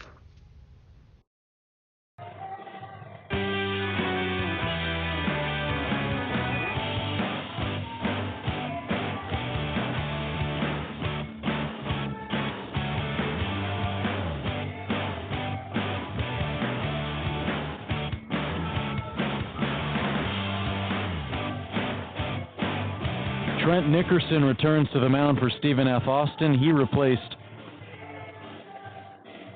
Boyer, who was unable to finish that second inning after he replaced Carter Hines, who started off the game. So the third pitcher for the Lumberjacks in this contest remains in the ballgame, and he'll face Chase Womack. 7, 8, and 9 for the Bears here in the bottom of the third inning. They lead it 6-4. Womack with a looking strikeout his first time up, and now facing the left-handed throwing Nickerson. Dials in a fastball low and inside that misses. 1 ball, no strikes. Nickerson, a 10 ERA on the season so far, has thrown 9 innings, struck out 8, and walked 4. The next pitch, similar location. Same result, 2 balls, no strikes to Womack. Final line for Carter Hines, the starter. 1 2/3 innings pitched, gave up 2 hits, 3 runs, all of which were earned, walked 3, struck out 4, and then Reed Boyer, the reliever, did not record an out, allowed 4 hits, 3 runs, all of which were earned. 2-0 pitch skips in the dirt, 3 balls, no strikes to Womack. So Nickerson now, the guy you're trusting if you're SFA to hopefully give you a couple of innings to work with. You don't want to churn through this bullpen in a midweek day. The 3-0 pitch. Nickerson misses the zone again. 4 straight balls to Chase Womack, and he's aboard with his 3rd walk of the season. So while he's still looking for that first base knock, he reaches base in another way, his 3rd walk. Yeah, and to your point, can't let that pitch count creep too high against Baylor batters who are working the count pretty well today. 4th Baylor walk.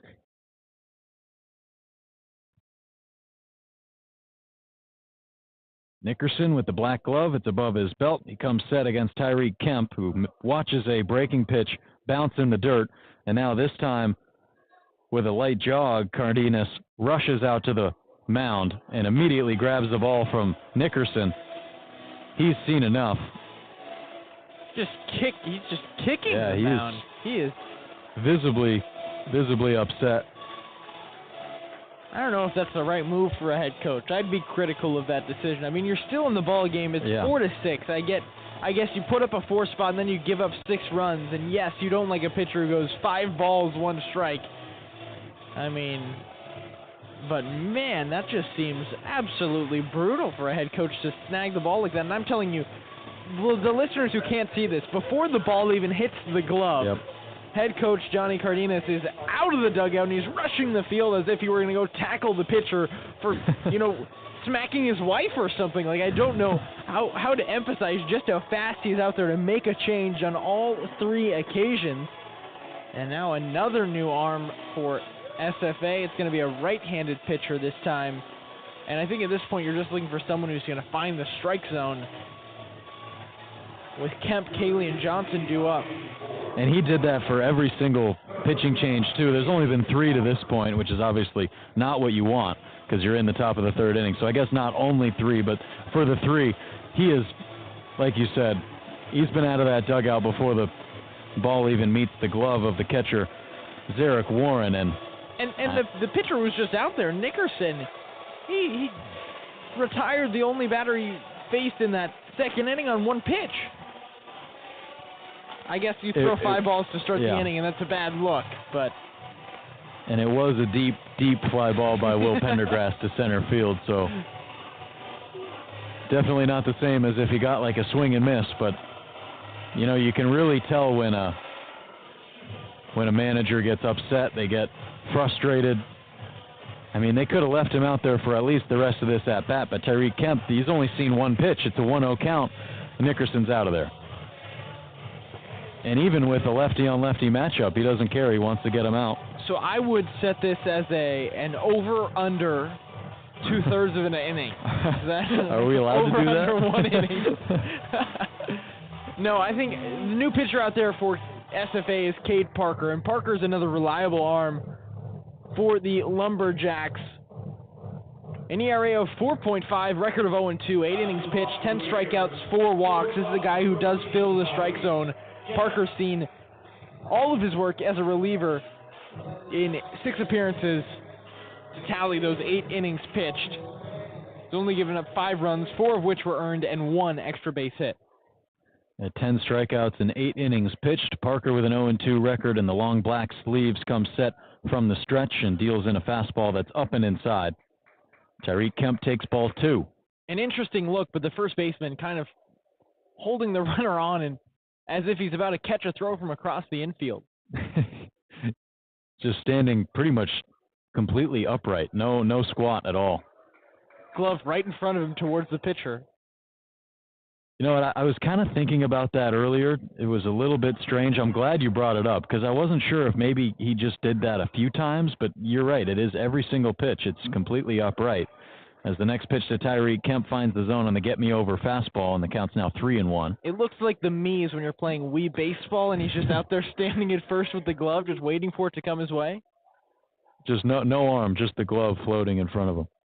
3-1, they'll have to check back at first. He's got to reach way down because he's standing upright and tags down on Chase Womack, who's the base runner there, reached on a walk. He takes about a 5-step lead at first, being held on by Cal Martin. All black glove over there. 3-1 pitch, tagged into right field. That's going to one-hop into the glove of Cole Hill. A base hit for Tyreek Kemp, and the Bears have runners on first and second with nobody gone. Nice hard contact through that right side by Kemp. He's not someone that usually... Actually, I take that back. He is someone who can put the ball in play and put it in play really hard. 15 home runs last year at Western Oklahoma Community College. He's someone who will hit the ball hard. We just haven't seen it here at the D1 level quite yet. But he tagged that one, just a line drive, doing what the pitcher gives him and plunking it the opposite way. Rather pulling that one into right field. Yeah, but he's done a really great job to keep counts alive. I know we were talking before the game, Kemp's ability to just not strike out. He's one of those guys on this roster, similar to Enzo Apodaca, who seemingly never goes down by way of the K. He's done so just 6 times this year, so that matches Apodaca. The first pitch to Cayley missed low and away. He's 1 for 1. He shows bunt, lays it down, straight back out in front of the mound. Warren's out to get it, and the throw gets away from Martin over top his head down the right field line. Womack's going to come in to score. Kemp will be held up at third, but Harrison Cayley lays down the bunt and forces SFA to make a mistake. The Bears take a 7-4 lead. Well, Harrison Cayley was going to be safe with an infield single no matter what. That was a perfectly placed bunt, and Cayley runs well for a catcher. He was on the first base bag by the time the throw had already sailed, or by the time the throw was about to sail over the first baseman's head. So mark it down as a single for Harrison Cayley, and then Womack's going to score on the error, and Cayley and Kemp advanced into scoring position due to that throwing error by the catcher Warren. And now a really big chance to blow it open here with Ty Johnson at the plate. Left-handed swinger takes low and in on the fastball. 1 ball, no strikes, but with nobody gone in the inning and runners on second and third, Bears really have a chance to do some damage. Righty on lefty matchup, Cade Parker comes set with the purple glove. He deals home a breaking ball that Johnson's way out ahead of, and it catches the end of his bat, kind of just weirdly spins into the dirt. And you saw Ty Johnson right after the pitch give some props to the pitcher. Parker pointed his finger, saying that was a good pitch. He nearly had him. Johnson, a really good job just to get a piece of it, but was way out in front of it. 1-1 pitch from Parker. Another breaking ball. This time it's too far outside. 2 balls, 1 strike. Well, after Chase Womack's score, that is finally the end of the line for Trent Nickerson. Went a third of an inning, didn't give up a hit, walked a batter, allowed 1 run. It will not be earned due to that error. 2-1. Johnson shoots one on the ground towards short. Up with it is Thompson. He throws to get the force out at third. It's not a force. They have to tag him, and they do so as Harrison Cayley's out at third, but the runner Kemp scores from there as well, and the Bears take an 8-4 lead on the ground out. Or I should say a 6-5 fielder's choice as Johnson advances to first, and the Bears now have a 4-run lead with Mason Greer at the plate. 4th RBI of the season for Ty Johnson as he just stays, again, this Baylor team not trying to do too much or push it over the fence, really. Just put the ball in play and good things will happen. And now Johnson goes on the first pitch. It's a breaking ball that sticks in the glove of Zarek Warren. He was up out of the crouch, but just kind of fumbled it on the transfer. And Johnson advances to second, his first stolen base of the year. Great jump for Johnson, and then a breaking ball that just slipped out of the hand. It was easy as cake for Ty to get to second. Pitch from Parker, a big swing from Mason Green. He was out ahead of it, though, on the 12th one thrown from Cade Parker. And the count's 1-1. Outfield playing straight up, slightly shifted to the right. The pull side for Mason Greer, as is the infield. The first baseman about 3 feet off the line there. The next pitch to him, it's a 1-1 fastball that skips about a foot before home plate. Looked like that one actually might have had some extra spin on it with the breaking ball, and it's 2-1. Runner on second is Ty Johnson. Takes an 8-step lead there, being held on by the shortstop Julian Thompson. 2-1 pitch, low and outside, 3 balls, 1 strike. Mason Greer, one of the guys on this Baylor team that head coach Mitch Thompson initially thought preseason could have, or at least make a run at double-digit home runs. Only 1 on the year and still struggling to find his stride, but putting together a nice at-bat here. 3-1. Greer takes up and inside, ball 4. Wow. Well, much to the chagrin of head coach Johnny Cardenas, who had both feet out of the dugout, no motion towards the mound, but he was standing out, leaning on the fence from the outside of the dugout. That's another pitcher who's thrown more balls than strikes and walked a batter. 9 balls, 6 strikes for Parker out of the pen. Runners are on first and second, just 1 out recorded in this frame, the bottom of the 3rd inning. The first pitch to Apodaca is a line shot towards second. Yosko has the line drive in his glove. Quick throw onto second to get Johnson is in time. A double play on the line drive. 4-6 line out double play. Nice job by the Stephen F. Austin infield to escape that jam, as it looked like the Bears were ready to go on another 6-plus run rally. But instead it ends at 2, and they take an 8-4 lead into the 4th inning. You're listening to Baylor Baseball on Baylor Lariat Radio.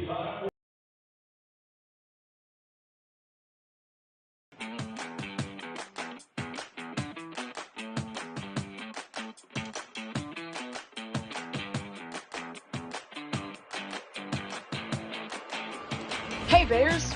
Are you always the last to know about what's happening at Baylor? Are you left quiet in a group when talking about last week's game? Well, you haven't gotten your morning buzz yet. Did you know you can get your dose of current Baylor news every Tuesday through Friday straight to your inbox? The Baylor Lariat Morning Buzz e-newsletter provides you with breaking Baylor stories, local events, and in-depth sports coverage daily. You can be in the know on all things Baylor. If you aren't already buzzing, go to BaylorLariat.com. That's BaylorLariat.com and click the subscribe now to get your morning buzz from the Baylor Lariat. News for the students, by the students. We'll see you in your inbox.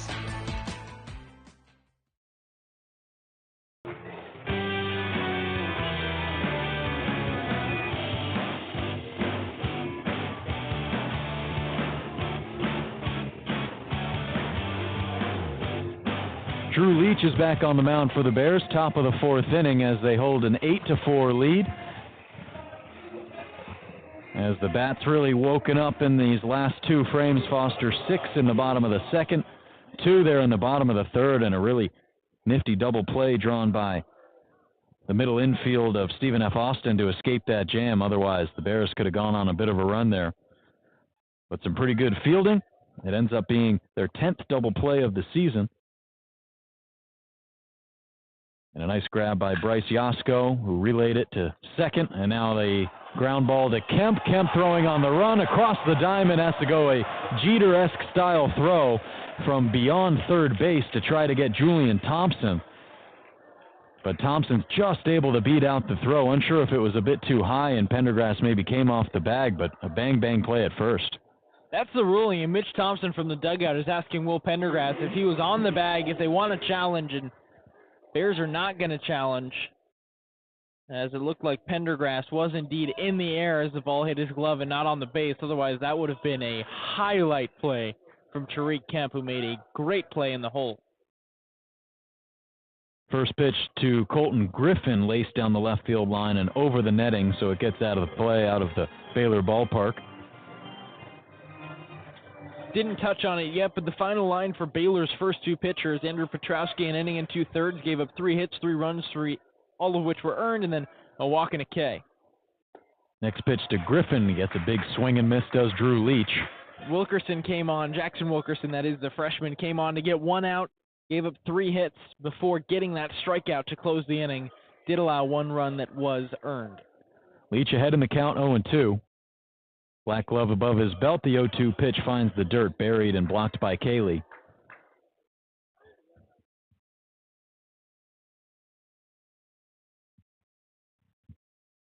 Colton Griffin is 1 for 1 on the day. He walked in the first inning, came around to score a run in the second. Pretty good day at the plate as he sends a slow dribbler back to the mound. 1-hop grab by Leach, throws the second for 1, on to first in time for 2. An unconventional 1-6-3 double play for the Bears and a nifty grab by Drew Leach, who had to reach across his body after delivering that pitch home and seamlessly makes the transition from pitcher to fielder, and the Bears have 2 quick outs in the top of the fourth. Questioning, the umpire at second base was waving safe after the runner had slid into Tariq Kemp, and I think he's just signaling that was a legal slide as Kemp was throwing from within the base path. First pitch hits Peyton Parker on the left shoulder. And he's on his way to first. So, I mean, if you're going to hit the batter, you might as well do it with the first pitch. But that's the first one thrown by Leach this season. And so now the second base runner to get on the paths this inning. And now that brings up Cal Martin, the first baseman, who is 1 for 2 on the day, an RBI single in the second to score Griffin. That was the 3rd run of the day, driven in for Stephen. 4th run of the day, driven in for Stephen F. Austin. So the last one that they have put across on the board, that came in the top of the second inning. With 2 gone, he takes a big swing at a 1-0 fastball that's down beneath his knees, right around his ankles. Pretty good pitch and location there from Leach. Count evens up at 1-1. Sun completely set here at the Baylor ballpark. Dark skies overhead with the lights on. The 1-1 pitch. Low and outside, 2 balls, 1 strike. That was the 24th pitch from Leach, thrown 14 strikes, 10 balls. The 25th is upcoming. He comes set with the black glove above his belt. The first base side of the rubber in the stretch, he deals a fastball that's too far outside. 3 balls, 1 strike. Only the second count in which Drew Leach has 3 balls on the batter. The only other one he walked. 3-1. Martin reaches out and pulls this one towards the third base side, and Greer reaches out, but it's a ball that's 5 feet to the left of the chalk. Foul ball. The count elevates to 3-2. Leach a chance to get out of this inning, looking for that 13th strikeout on the season. He's up over 10 innings pitched as well in this 7th appearance. He comes set. The 3-2 home runner goes, and it's lifted down the left field line. That one's just barely going to creep foul. Probably under a foot to the left of the left field line. And lucky for Drew Leach and the Bears, as that one had extra bases written all over it. Likely would have made it an 8-5 ball game, but instead they'll go back and play this 3-2 once more. Wow, well, I can't wait to see the replay because it looked like that one hit right on the chalk. I thought that was extra bases and another run for SFA, but Bears getting this game of inches to go their way as that one literally an inch away from that fair foul line down the left field side. Leach having to work in this count. The 3-2 pitch is way outside on the breaking ball. He yanked it into the left batter's box. And that'll put runners on first and second with 2 gone. Tyreek Carr is the batter.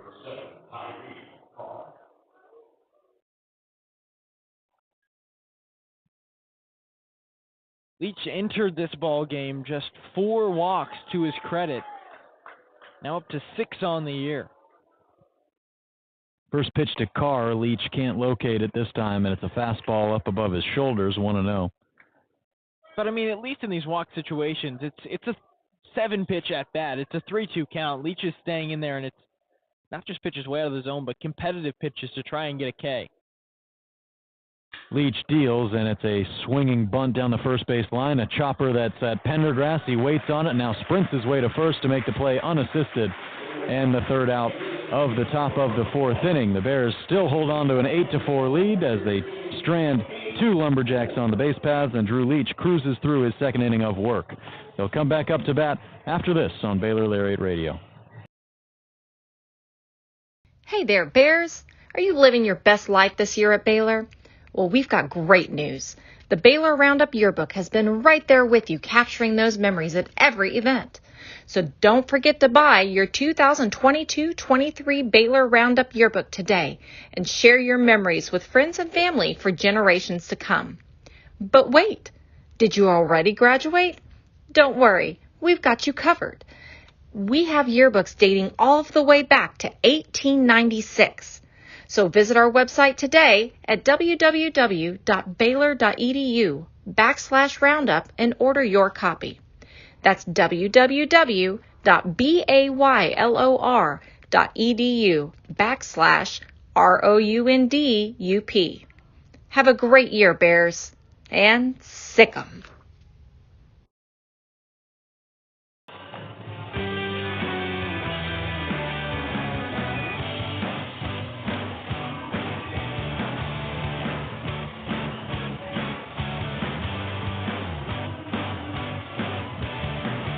8-4, Baylor leads it over Stephen F. Austin, a midweek matchup against the Lumberjacks. The 13th time these two teams face each other, with Baylor holding the all-time series 12-0.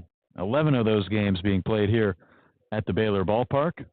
Now Wesley Jordan will be the first man to bat for the Bears. The number 5 man in this lineup leads off the bottom of the 4th inning against Cade Parker, who entered the game for SFA in the 2nd inning, pitched into the 3rd, and now he remains out there. This is his 17th pitch upcoming, and Jordan takes a pitch that's inside, 1-0. Jordan is 2 for 2 tonight. Singled on a sharply hit ground ball to 3rd, and then singled through the infield into left field. As this one's sky high, just outside of the infield, going back on it, Yasko into shallow center, battling the lights. He's able to locate it and bring it down for the first out of the bottom of the 4th. That is not the second baseman's ball. That one, a good 20 feet probably into the outfield grass, and the center fielder charging in. Just a way better line for Griffin coming in instead of a guy who's backpedaling at second base in Yasko. He just kept backpedaling, and then you got the glove behind your head. That's where he made the play, and lucky that he found that one in the heel of the glove at that.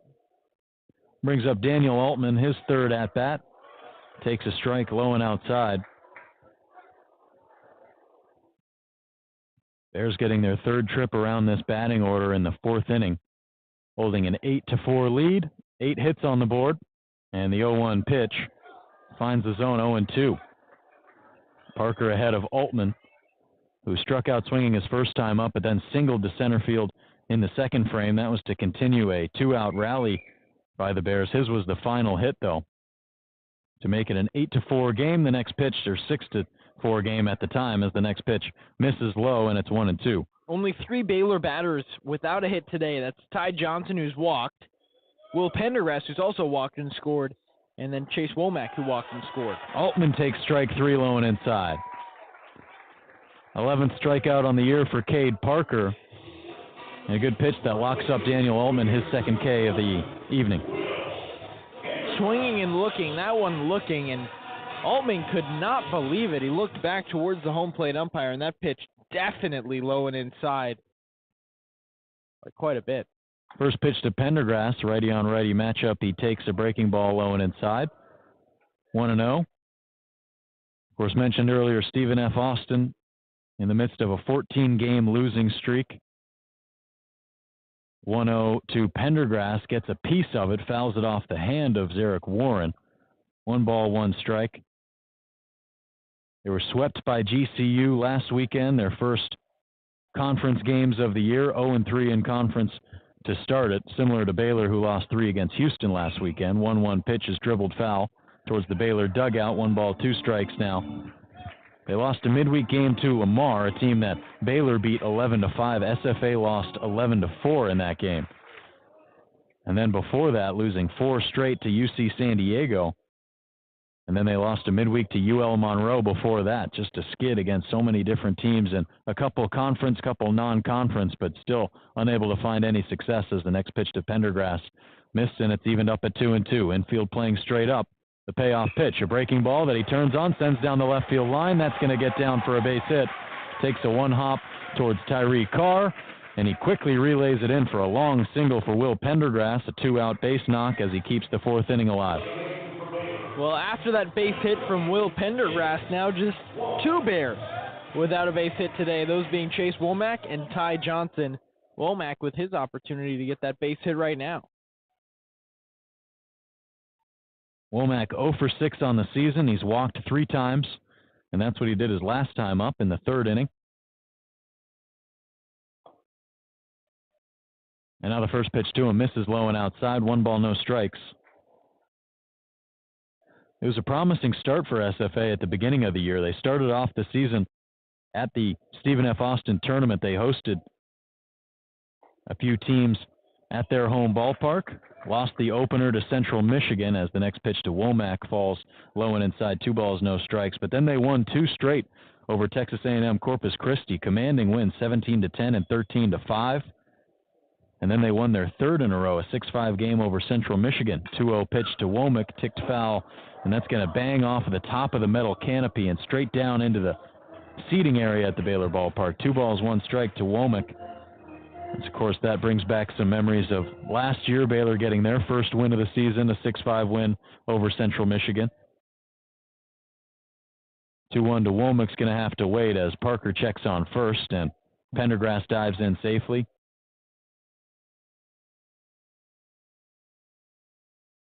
A walk-off win in that one. It was a fun one. Yeah, opening night. Fouled straight back by Womack, 2-2 now.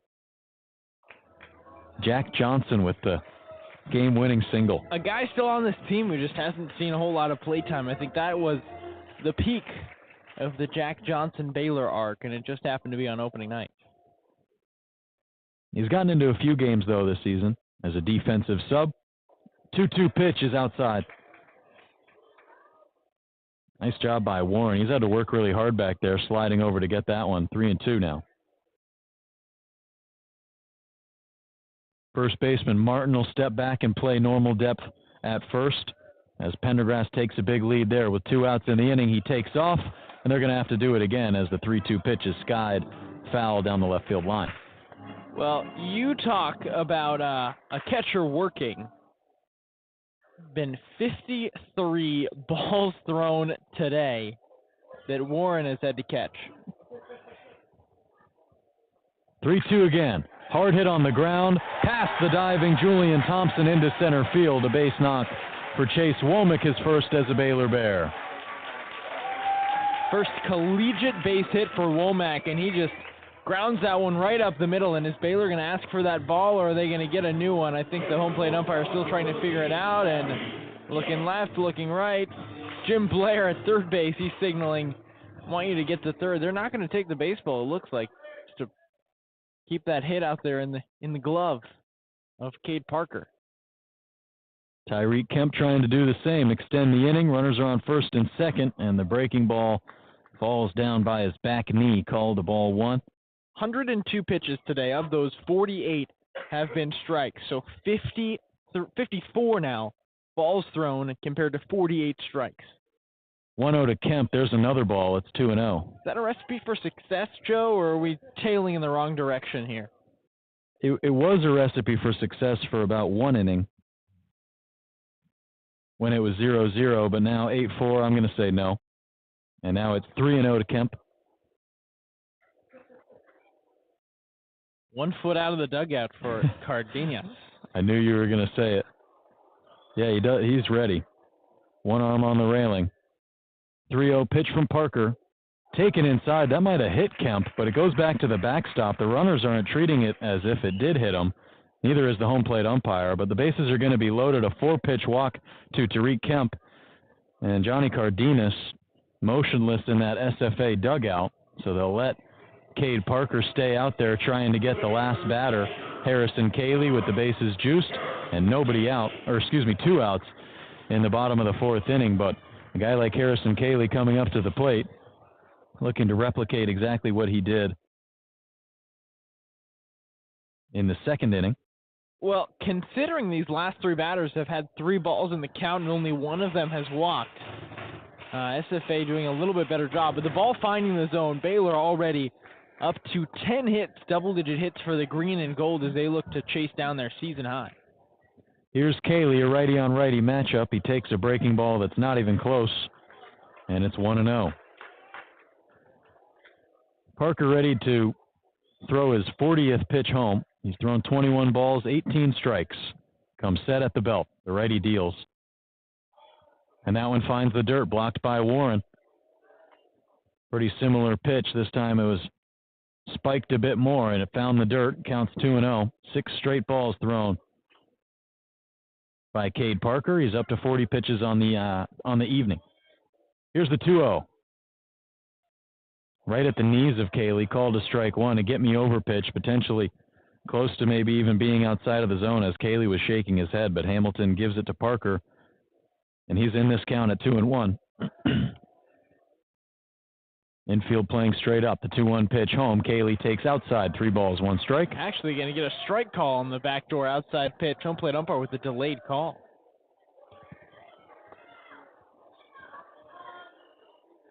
Done that a few times. Yeah. 2-2. Cayley turns on this one, sends it to left field. Charging in is Tyreek Carr, but that's going to fall in for a base hit. 1 run scores. Pendergrass from third. Here comes Chase Womack, and the Bears make it a 10-4 game on the Harrison Cayley RBI single. How about a 4-ribby day for Harrison Cayley? A 2-run shot and then that single to left. All while just doing his job in the 9-hole. Offensive production from the bottom 3 has been a struggle for Baylor all season long, even dating back to the beginning of the Mitch Thompson era last year. But now in 9 total at-bats, that bottom 7 is reached in 7 of the 9 plate appearances. First pitch to Ty Johnson is hit high down the left field line. It'll get out of play. Between those bottom 3, Womack, Kemp, and Cayley, 2 walks, 4 singles, and a home run. How about that for the bottom half of the lineup, really pitching their stake in this game as the 0-1 pitch is up and away, 1 ball, 1 strike. Mitch Thompson has talked about that a lot this season, how the bottom half of that lineup has lacked a lot of production. You've seen it from Apodaca to Plansky, Pendergrass, Simmons. Some of those guys aren't in the lineup today. Some of them won't be in the lineup the rest of the year. And the next pitch misses low and inside to Ty Johnson, 2-1. So it's so much more important to get those bottom half guys going. And when you get the long ball from your catcher in the 9-hole, I mean, you can't really complain. And when you have a guy like Tyreek Kemp, he's only struck out 6 times this season. That's huge as well. I'll do you one better. Baylor is 9 for 11 with 2 outs in the inning. That's amazing. And the next pitch to Ty Johnson is down low. It's 3-1. And 11 for 21 overall. 11 for 21 overall. Season high hits is 16. Bears already at 11 here in the bottom of the fourth. 3-1. Johnson takes upstairs. They have another base runner. The bases are juiced, and Johnny Cardenas is out of the SFA dugout. So with the bases loaded, 2 outs, and Mason Greer coming up to the plate, Johnny Cardenas will make yet another pitching change. It'll be the 5th arm we see in this ball game. When we come back, you're listening to Baylor Baseball on Baylor Lariat Radio.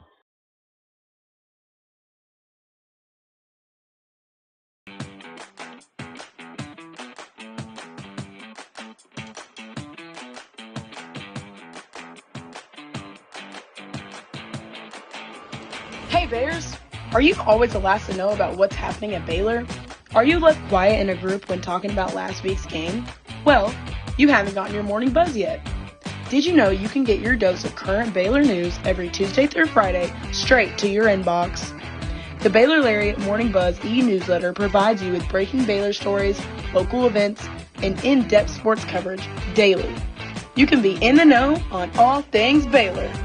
If you aren't already buzzing, go to BaylorLariat.com.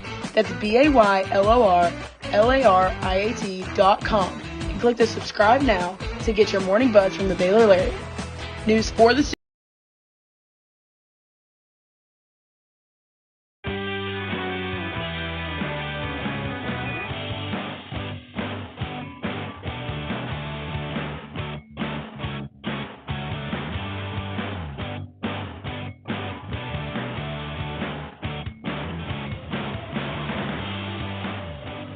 The Bears hold a 10-4 lead on Tuesday night over Stephen F. Austin, and the Lumberjacks will be bringing their 5th pitcher into the ball game.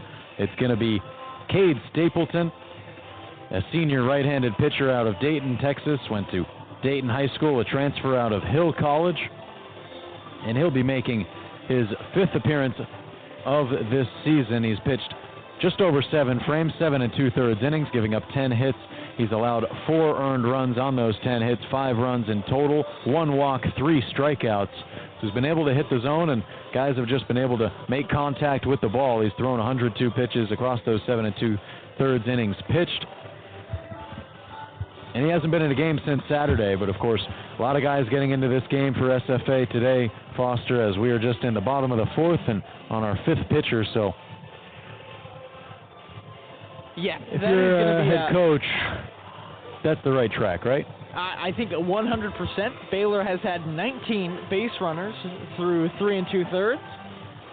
11 for 21 at the plate with 7 walks. Only struck out, SFA does have 5 strikeouts, so of the, 11 batters they've retired, 5 of which have been by way of the K, only 2 of which are extra base hits. Baylor 9 for 11 with 2 outs. Let me count the amount of walks that have come with 2 outs. Make that 1, 2, 3 2-out walks. So that is a 12 base runners with 2 outs in the inning. 12 for 14 in those plate appearances. And now it's Mason Greer with 2 outs in the inning. The bases are loaded. First pitch from Cade Stapleton, missed low and away. Flag in center field, still gusting towards the river. Straight away from home plate, right at 400 feet. Mason Greer just looking to make contact with the ball. 1-0 pitch finds the zone just above his knees, 1-1. Looking to extend this inning. He's 1 for 2 tonight. Grounded to third his first time up. Singled through the middle in the 2nd inning, and then he walked his last plate appearance. That was in the 3rd, so his 4th plate appearance, and it comes here in this 4th inning. Greer from the left side, he awaits the 1-1 pitch, up above his letters, 2-1. Breaking ball that just slipped out of the hand of Stapleton. He'll work from that 3/4 arm angle in the slot. Breaking ball is going to come out on top of the hand, and then fastball will come out with the hand pointing towards the dirt. So it's an easier opportunity for Baylor batters to spot what pitch is coming their way.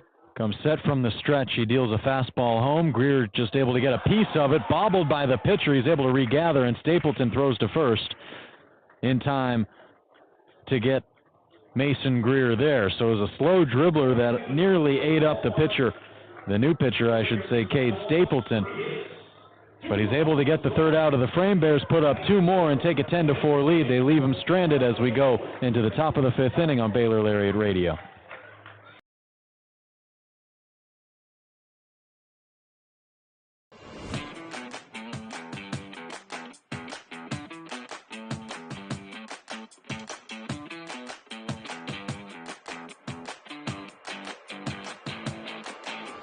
Hey Bears! Are you always the last to know about what's happening at Baylor? Are you left quiet in a group when talking about last week's game? Well, you haven't gotten your morning buzz yet. Did you know you can get your dose of current Baylor news every Tuesday through Friday straight to your inbox? The Baylor Lariat Morning Buzz e-newsletter provides you with breaking Baylor stories, local events, and in-depth sports coverage daily. You can be in the know on all things Baylor. If you aren't already buzzing, go to BaylorLariat.com. That's BaylorLariat.com and click the subscribe now to get your morning buzz from the Baylor Lariat. News for the students, by the students. We'll see you in your inbox.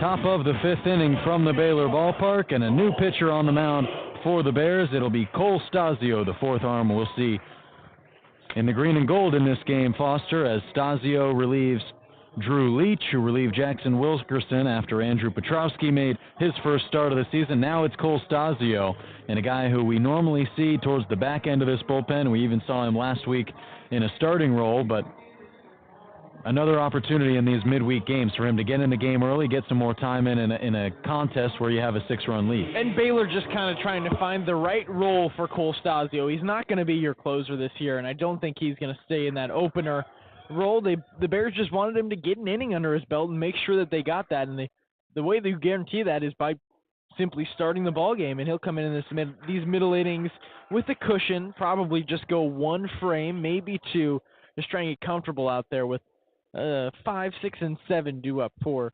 SFA. Yeah, the batter is Nolan Brown. He took a first pitch strike, but the next one strikes him right on his wrist. Looked like the left wrist above that white batting glove. And so just a bit of a misfire there from Cole Stasio. Pitch likely had a bit of arm side run on there. Just comes up a little bit too far inside against Nolan Brown, a guy who has 6 homers on the season and slugs at above a 780 clip. So it's not the worst thing in the world to give that guy a free pass. But with nobody out, they got a runner on first. Stasio working from the stretch. His first pitch to Cole Hill is beneath his knees, 1-0. Hill walked after hitting a solo home run. Excuse me, that was a 2-run home run back in the 2nd inning to open up the scoring in this ball game. Pretty promising start. The next pitch is low and inside, 2-0, as they are looking to get their first win since the 5th ball game of this season. This is the 19th one they've played. And now Stasio gets a big cut from Cole Hill on a pitch that was low and outside on the breaking ball. 2 balls, 1 strike. Wonder if Stasio has the confidence to come back with that pitch, even though he's behind in the count slightly.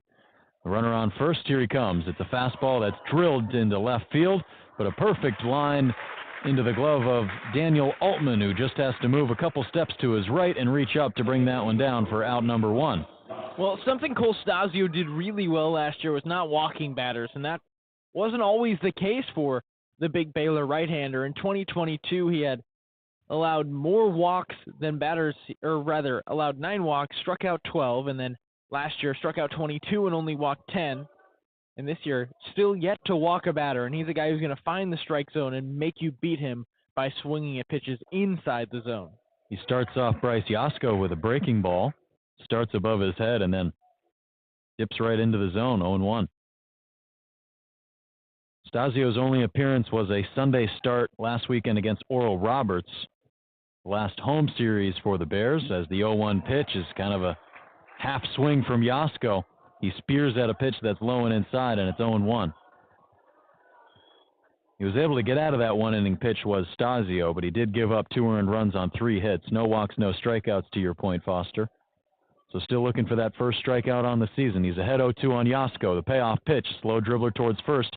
Pendergrass reaches down in the grass to play it to second for 2. On to 1, and it's not in time as the runner was able to beat that one out there. And that was Bryce Yasko. Stasio was having to make the play over at first, so Pendergrass was holding the runner on first, was in perfect position to make the play on to second, but Stasio just couldn't quite get the footing down to complete that double play. There's 2 gone, and Zarek Warren at the plate. I almost thought that Stasio hurt his ankle as he just kind of slipped onto the base. Maybe losing touch of the cleat towards the dirt, but seems okay as he's back out there on the mound. Warren watches a first pitch breaking ball go low and outside, 1-0. Bears turned a couple of double plays tonight. They're up to 17 on the season. The next pitch to Warren is sky high and fouled back up to the metal canopy. It giddy-ups on that netting that lines straight down from the awning down to the base of the backstop that spans up about 30 or 40 so feet. So full protection when you're sitting behind home plate at the Baylor ballpark, as the next pitch to Warren is a 1-1 breaking pitch that finds the zone around his knees, 1-2. 12th pitch from Stasio, 8th strike. He checks on that runner on first with 2 outs. He comes set. Here's the 1-2 home. Swing and a dribbler towards second. Kemp to his right, throws to second to make the easy play there as Womack covers the bag, and the Bears get out of the top of the 5th inning unscathed. They strand 1 on first and hold a 10-4 lead going into the bottom of the 5th inning. When we come back, Foster Nicholas will take things over on the play-by-play from here on out. Hey there, Bears. Are you living your best life this year at Baylor? Well, we've got great news. The Baylor Roundup Yearbook has been right there with you, capturing those memories at every event. So don't forget to buy your 2022-23 Baylor Roundup Yearbook today and share your memories with friends and family for generations to come. But wait, did you already graduate? Don't worry, we've got you covered. We have yearbooks dating all the way back to 1896. So visit our website today at www.baylor.edu/roundup and order your copy. That's www.baylor.edu/ROUNDUP. Have a great year, Bears, and sick 'em.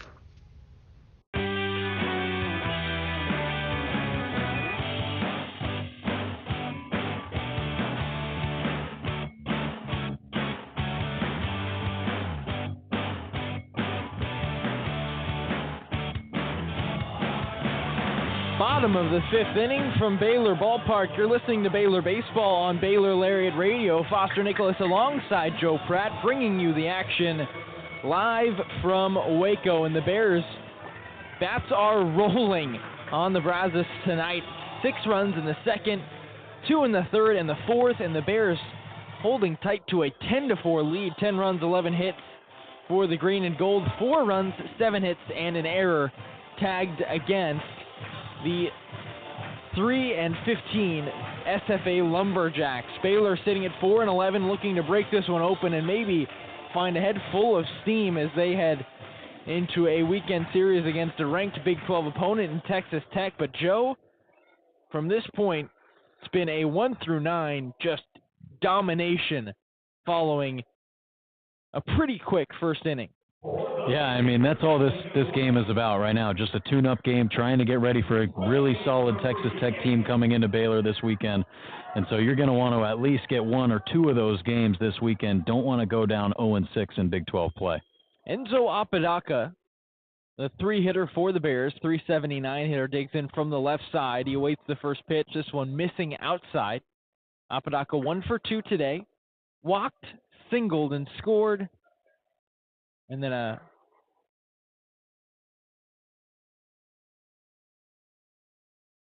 double play ground ball. Pitch on the way, this one dropping a bit too low. Another 2-0 pitch.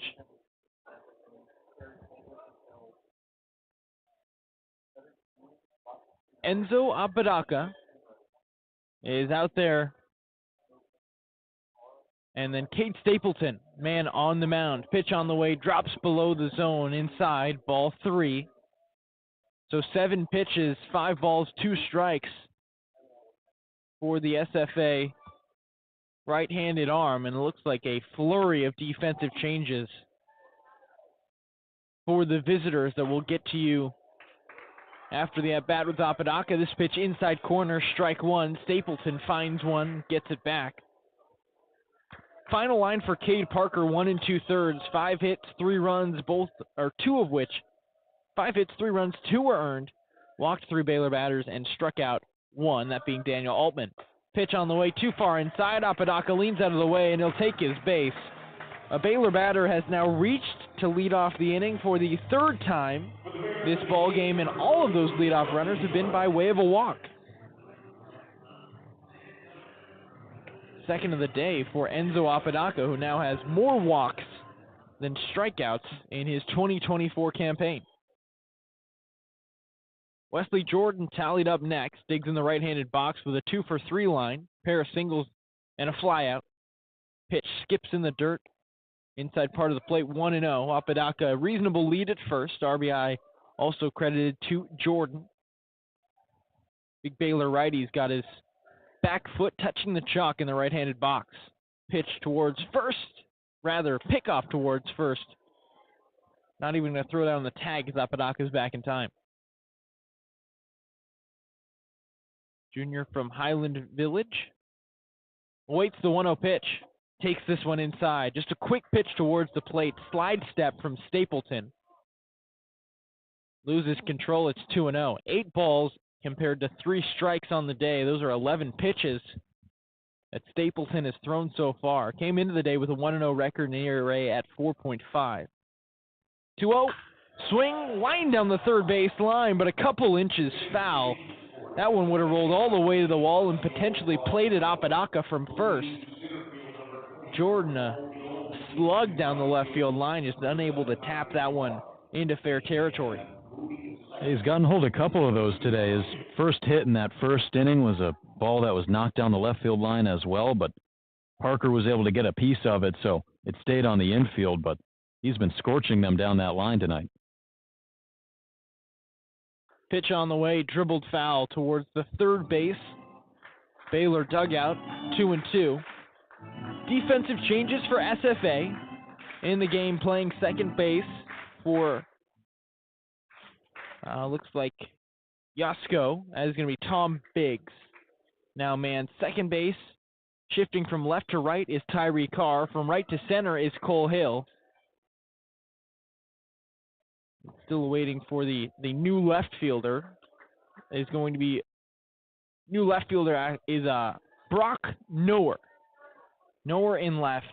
In center field, you can see Hill, and in right you've got Carr. Pitch to Jordan, miss, so it's a full count. Apodaca stands at first. Payoff pitch on the way. Line to left center field. Extra bases for Wesley Jordan. That one's going to go all the way to the wall. Apodaca tags third, heads towards the plate, and Wesley Jordan cruises into the second base bag. Bears plate their 11th run as Apodaca crosses home, and Wesley Jordan turns on a payoff pitch, punching it to the Centec roof system sign about 380 feet from home plate. And the Bears start off the 5th on the right foot. 4th straight inning with a run.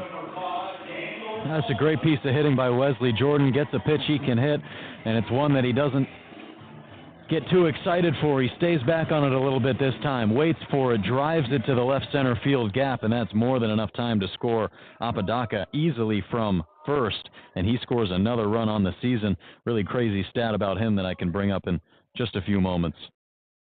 Baylor has now tied their season high with 11 runs. They've tallied that number now in 4 games this season.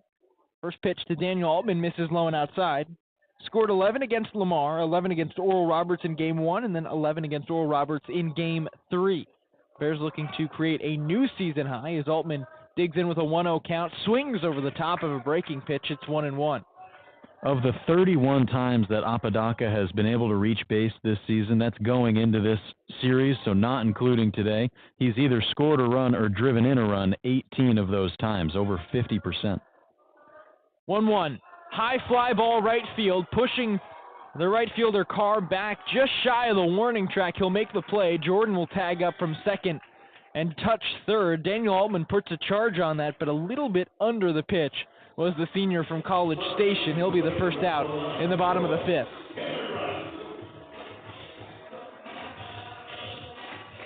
That's a good swing from Altman. He just gets under it.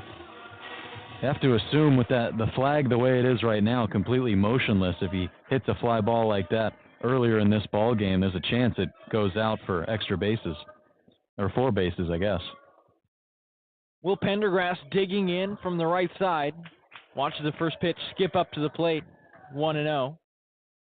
The first baseman from Missouri City, Texas is 1 for 2 today. A walk and a run, a single and a run, and then a fly out spliced in between those. This pitch is turned on and sent to deep left center field. Chasing it back, warning track wall, it's out of here! Will Pendergrass sees that one fly over the fence, and it just barely cleared it at that, nearly cascading off the scoreboard in left center field, and Cole Hill just kept tracking back and back and back, and Will Pendergrass pins a home run on his father, the pitching coach of SFA, so the son getting the better of the Pops as the Bears find their season high. It's 13-4. Not a bad way to welcome your dad to the ballpark that you play at.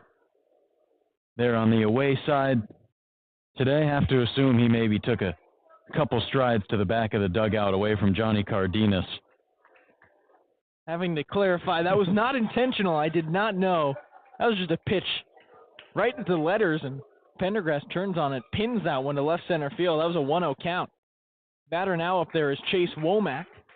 He sits in with a 1-0 count, watches another pitch miss. It's 2-0. Stapleton has battled back since initially 8 balls, 2 strikes, and now 13 balls and 9 strikes. So finding the zone a little bit more often, but I guess that at the cost of a home run and a double. Another pitch missing. It's 3-0 to Chase Womack. Got to question how much depth there is in this SFA bullpen. Now 5 arms. Stapleton resembling that 5th. This pitch behind the batter, Womack. And out comes a familiar face as Johnny Cardenas is going to point towards the bullpen in right field. And Womack takes his base. That one not just a lack of control, but I don't know how to explain it to this point, Joe. That one clear behind the batter, Womack. I mean, an uncompetitive pitch of the worst miss today. Yeah, and I mean, of all the pitching changes that Cardenas has made and kind of, the manner that he's made them in, this one was the most normal or the most modest, I guess, and the most deserved because Stapleton really entered this game. He couldn't really throw strikes, and the strikes that he was throwing, well, they were getting smashed by Baylor batters. You got a home run, an extra base hit, a single, and you got 3 runs that have come across in this game, and now a 9-run lead for the Bears, of course, 1 run away from being at a 10-run deficit, which, of course, we can talk about run rule or whatever, but that's obviously something that was decided before the game by both of the coaches, so we really won't know until that opportunity is presented upon to us. But I think that this is a pitching change that needs to be done. It's a difficult game for Johnny Cardenas. You see him kind of going to all the subs in this inning, bringing a lot of different guys in. So I think now purely just seeing this as another game where you're likely going to have to take this 15th straight loss, which is unfortunate, but you're going to have to do it because your offense had a pretty good start to the game, but it's clearly the pitching staff for this team struggles to hold up, and they held up for 1 inning today before getting to the second inning where they gave up 6 runs, and they've allowed runs in every single frame since. So you just can't win ball games like that, and when your pitchers can't throw strikes, then you clearly can't win ball games because this is the difference, right, Foster? Because you think about last season, Baylor Arms, they struggled like this to throw pitches, and that's why they were falling into these games where you're losing to conference opponents, losing midweeks by 8, 10, 11 runs. You think about a series last weekend like Houston how great the pitching staff has become for this Baylor team, because a series like Houston last year, they probably lose some of those games by 4, 5, 6, 10 runs even. But they're able to stay somewhat close. They lose 4-3, 3-2, and 8-0. You stay relatively close in those games, and it's pitching that keeps you in them, and it's pitching that likely gets you out of them, because pitching can keep you in the game. You can give up 16 runs, and then the game is over. But if you don't score any runs, I mean, obviously it's there. They work together, but the pitching, you can't win games if you're not throwing strikes. Aside from the 4 spot put up by SFA in that second inning, the Baylor Arms, it's 4 zeros up there, and that is definitely a difference maker, as you had stated. 9 walks given up by the SFA staff today. Cade Stapleton, just 2/3 of an innings pitched. 2 hits, 1 walk. Currently 3 runs given up, but he is responsible for Chase Womack, who stands at first. Third left-handed arm of the day, Will Larson, stepping on the rubber. He's going to face Tariq Kemp, the Baylor shortstop, digging in from the left side. Left-on-left duel, first pitch, strike for Larson. He gets ahead. It's 0-1. Kemp 1 for 2, struck out swinging in his first at-bat, and then singled and scored and walked in his last at-bat. 4th at-bat in as many innings. Pitch on the way. This one low and outside. Ball 1. Larson enters the ball game with an 8.44 ERA, 0-1 record, 5 1/3 innings pitched, 6 walks, 8 strikeouts. He's set at the belt. Left-hander now delivers to the plate. Kemp pops this one up. Foul territory behind home. It's 1-2. Harrison Cayley stands in the on-deck circle with a home run and 4 runs batted in to his credit. Swinging a hot stick, would love multiple runners on base if the Bears can muster enough. Larson checks Womack at first. Now looks towards the plate, fires away, spikes this one in the dirt, 2-2.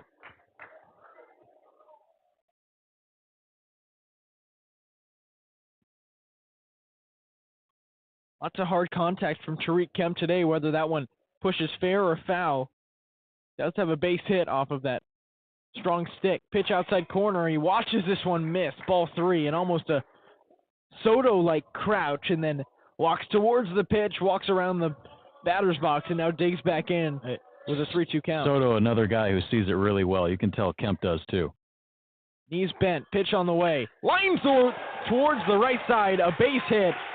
Kemp just doing his job, as heading towards third now is Chase Womack, and just almost frightening how hard Tariq Kemp hit that ball. And Mitch Thompson in the Baylor dugout, you can see him pumping his fist towards his side and shaking his head a little bit, excited at the hard contact he's seeing from Tariq Kemp, and I'm sure especially this guy who steps up to the plate, the catcher Harrison Cayley. I wonder if that was motions to Chase Womack telling him to run. You got to run in front of that ball, because it nearly hit him. He paused, and then he almost got caught right in the tracks of that hard hit line drive by Tariq Kemp. Nice job by him to dodge that one, and he's on third. Checks the runner at first, fires to the plate high and inside. Ball 1 to Cayley. Senior from the Woodlands, 2 for 3 with a 2-run shot. Played 2 runs on that. A bunt single. He's 3 for 3. Bunt single, and then a single to left field that plated a couple more runs. Perfect day at the plate for Cayley. Looks to continue that. This pitch, though, misses below the zone. Ball 2. Check the line, and there's only been one pitcher today for SFA that threw more strikes than balls. That was Reed Boyer. Pitch lined foul down the first base line, out of play, 2-1. And Boyer didn't record an out and was the only pitcher to throw more strikes than balls. Gave up 4 hits and 3 runs. It's the recipe. Larson is set, 2-1's the count. Checks Kemp at first, who's bouncing around now, fires to the plate, pitches line straight back, 2-2. Chase Womack stands on third. Tariq Kemp stands on first. Bears leading this one 13-4 at the Baylor ballpark. Bottom of the 5th inning here on Baylor Lariat Radio. Just 1 down. A 2-2 count to Harrison Cayley. Pitch too low. Ball 3. That's another good eye, too. It's in the dirt, but that's a breaking pitch that's down low, right in the power alley, a pitch that Kaylee likely can get to, but really solid job by him to hold off, knowing that it's probably one that he can't hit for power. Pitcher checks first, fires to the plate, and Kaylee drives this one to left field. Did he get enough? He did! Harrison Kaylee to left center field, a 3-run shot and a multi-home run game for the Baylor catcher. A 3-run home run from Harrison Kaylee pushes the lead to double digits. Bears on top 16-4.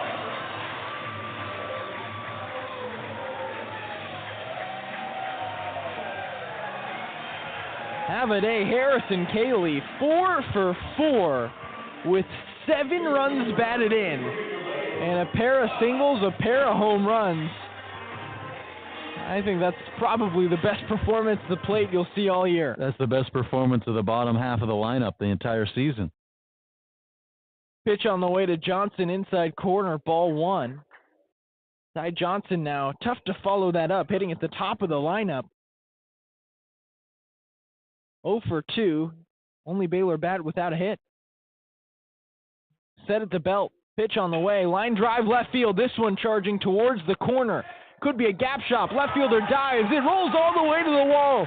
Johnson finds his first hit as he rounds second, he'll stick there. An extra base hit for Ty Johnson. It'll go down as a 2-bagger despite the dive from Knoll out there in left. He dove on the warning track as Johnson tagged that one a little bit further than I think the left fielder thought it would fly off the end of the bat. More threats for the Bears. I think Knoll might have thought, or I think he misplayed the ball a little bit. He thought he was running out of space when he probably had maybe about 10 more feet than he thought he did. So he lays out for that one, kind of eases up as he was getting there, and it falls down just beyond where his glove landed on the green grass where that ball landed. So a nice double by Mason Greer. He keeps things going. That's another thing these Baylor bats have been doing. They haven't stopped this entire game. It's one after another. Mason Greer with an 0-1 count after fouling off the first pitch. Now digs in again. Pitch skips up to the plate, 1-1. Well, Greer is 1 for 3. Walked, singled, and scored, and then a couple of groundouts for the Baylor third baseman. Every Baylor bat has a base hit for the second time this year. Pitch on the way, skips up to the plate again, 2-1.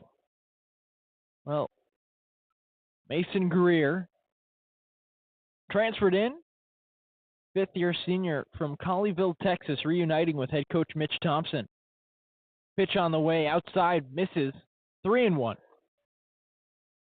Well, the fireworks are flying for the green and gold. Plenty of home runs to go around and then extra base hits galore as the Bears have 6 of them. 3-1 to Greer. Swings, fouls this one straight back. And they've met that single game hits record on the season, 16. So one more, and that sets a new season high on the season. That, I believe, would be the third time this week or the third time in the last 10 games. Greer tips this one. It is caught by the catcher. That's going to retire Mason Greer. Strike 3. Tough break for Greer, who made contact, but a nice play by Zarik Warren. He's done a nice job behind the plate. Enzo Apodaca will dig in. Left on left duel. Apodaca, the right fielder, 1 for 2. He led off this inning with a walk and later scored. Now he's hitting 10th Baylor batter to hit in this frame.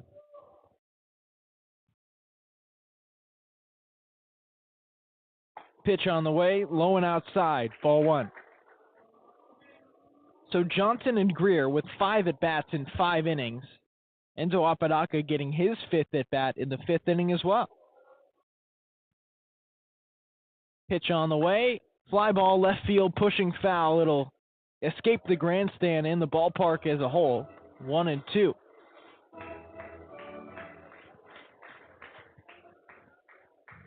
Rather, 1-1 the count to Enzo Apodaca.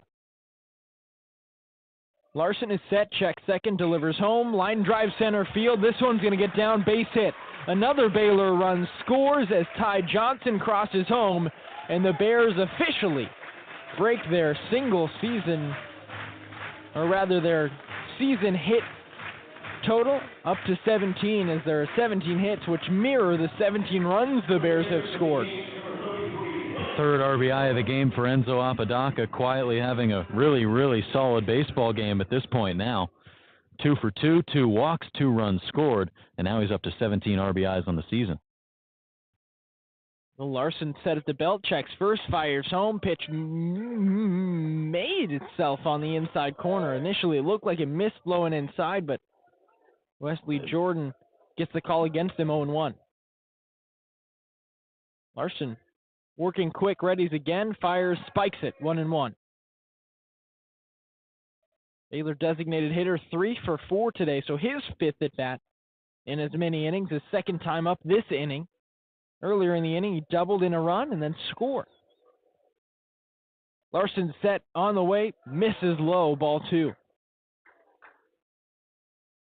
As a part of those 3 for 4, he's got a double, a single, 2 singles rather, 2 runs batted in, and 2 runs scored, and a stolen base for Wesley Jordan. 2-1, fly ball, right center field. Under this one a bit, but it's carrying towards the warning track, chasing over, making the play.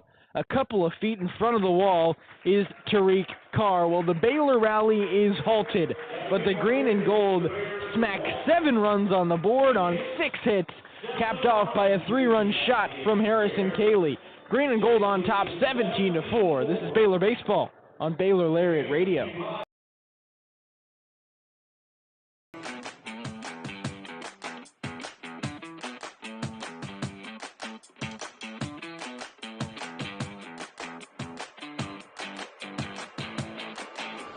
Hey Bears! Are you always the last to know about what's happening at Baylor? Are you left quiet in a group when talking about last week's game? Well, you haven't gotten your morning buzz yet. Did you know you can get your dose of current Baylor news every Tuesday through Friday straight to your inbox? The Baylor Lariat Morning Buzz e-newsletter provides you with breaking Baylor stories, local events, and in-depth sports coverage daily. You can be in the know on all things Baylor. If you aren't already buzzing, go to BaylorLariat.com. That's BaylorLariat.com and click the subscribe now to get your morning buzz from the Baylor Lariat. News for the students, by the students. We'll see you in your inbox.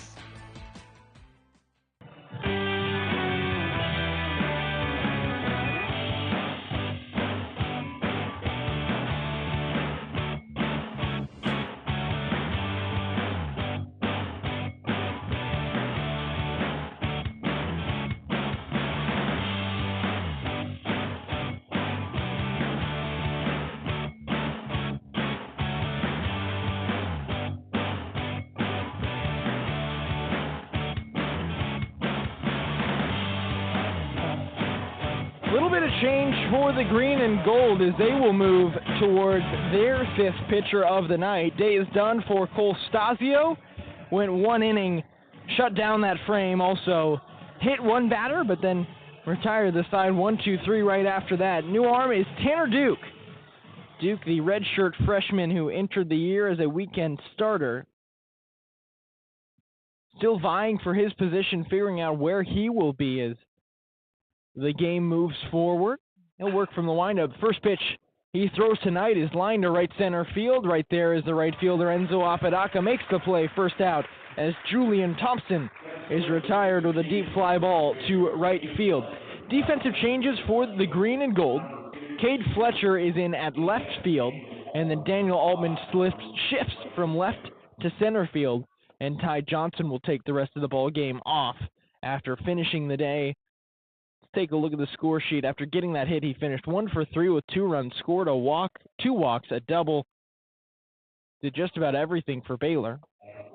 First pitch to Brock Noer, who entered as a defensive substitution. It misses outside 1-0. Noer out there in that leadoff spot in the place of freshman Connor Griffin. Sophomore lines this one to left field. He'll have a single. Entered the game with a .296 batting average, so that'll jump north of 300 after his 1-out base knock. More on Tanner Duke. Entered the ball game with a 7.94 ERA, 5 2/3 innings pitched, still yet to find his first collegiate win. 9 hits and 5 runs allowed in 5 2/3. Peyton Parker now digging in from the right side. The third baseman 1 for 2 with a single and was hit by a pitch. First pitch he sees from Duke misses high, ball 1.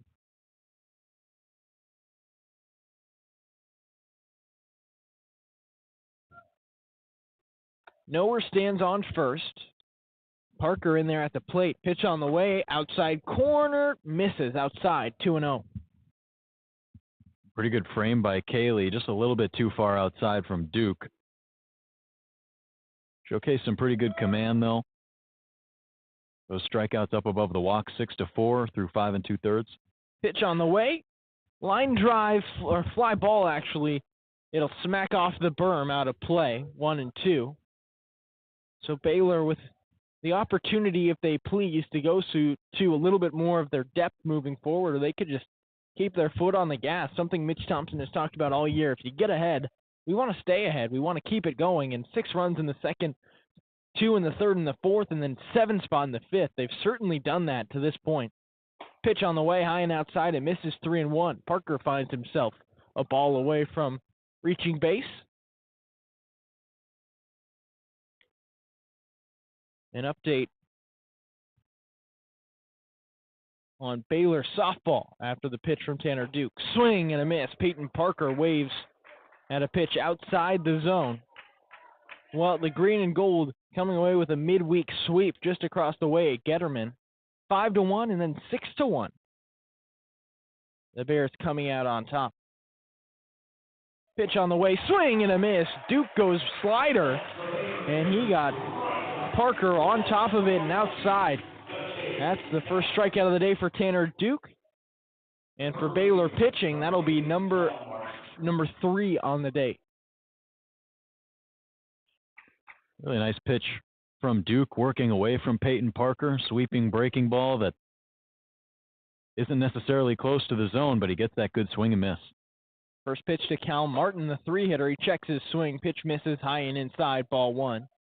Martin, a .255 hitter, 1 for 2 on the day with a walk and a single. Only other at bat, a foul fly out to right field. All the way back in the box against Duke, he takes another pitch outside the zone, 2-0. It's interesting to see one of those big power hitters with his foot almost outside the back of the box, standing so far back against Tanner Duke, practically in the crouch behind the plate as he stands in. But a straight upright batting stance from the first baseman. Pops this one straight back above the booth. 1-2.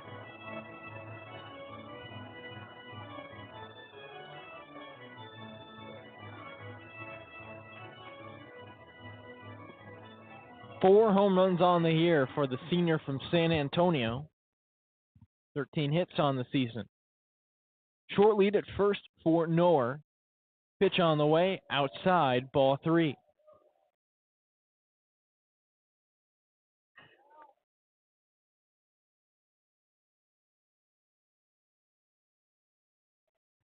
Noer takes a 3-step lead. Tanner Duke gets set. 3-1 pitch on the way. He wound that one up, but just missed high and in. Backed by velocity, he walks Cal Martin, and the 4-hitter Tyree Carr will dig in with a pair of runners on board. James Leverton's going to make his way out of the Baylor dugout, and a pinch runner will find a spot at first base. End of the day for Cal Martin.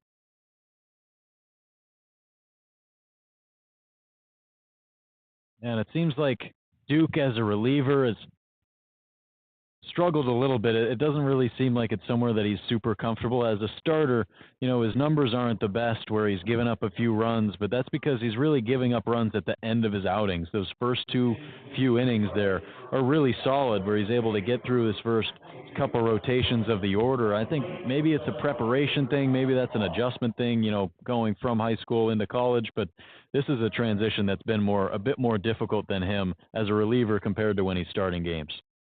Tanner Duke is set at the chest. Batter is the left-handed senior Tyree Carr. First pitch here misses, ball 1. So Tanner Duke up to 9 balls and 6 strikes in those 15 pitches he's thrown out of the pen. Right-handed arm towers over on top of the mound, now set to the chest. High leg kick, pitch on the way. Line down the first base line, pushes foul, 1-1. Carr, an 077 hitter. Couple of hits, run batted in, but 0 for 3 today. Ground out to first and Pendergrass, and then a strikeout looking and a flyout to dead center field. Tanner Duke set at the chest, checks second, fires to the plate. Outside corner, strike 2. Tanner Duke gets ahead and is eyeing his second strikeout of the day. Petrowski struck out 1, Wilkerson struck out 1, and then Duke with 1 already earlier on in this frame. Baylor righty is set now, fires away. Swing and a miss. Baylor shuts down the top of the 6th and will get the back rolling. Tanner Duke gets out of it. Baylor will have Daniel Altman, Will Pendergrass, and Chase Womack when we come back. This is Baylor Baseball on Baylor Lariat Radio.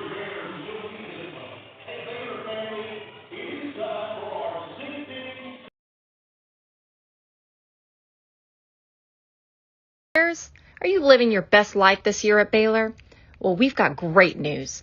The Baylor Roundup Yearbook has been right there with you, capturing those memories at every event.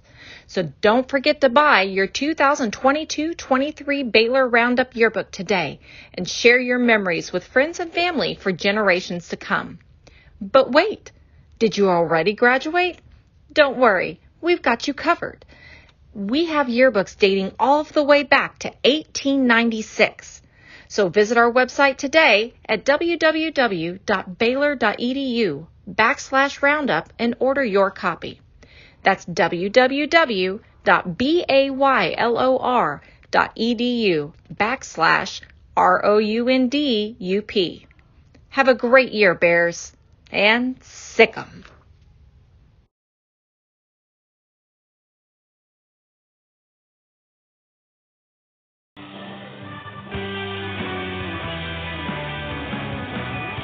Start for the Bears at Baylor Ballpark. They have jumped out to a massive lead. It is 17-4 in the bottom of the 6th inning. Baylor will have 5, 6, 7 up, and they've definitely started out this homestand on the right foot.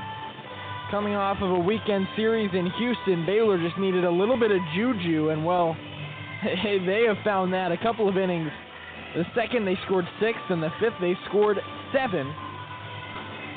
Got number 23 Texas Tech this weekend, and then a 4-game road trip to face Sam Houston and the Texas Longhorns for the final time as Big 12 villains.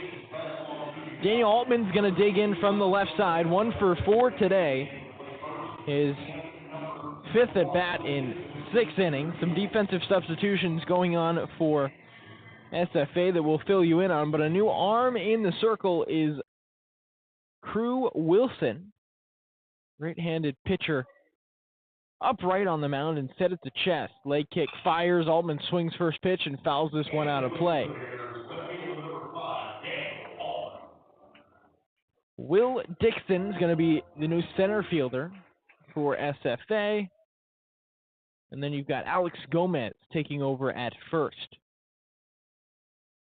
Pitch on the way. Altman watches this one outside, 1-1. 1-1 is the count to Daniel Altman. On deck is Will Pendergrass, who tagged a 2-run home run last inning.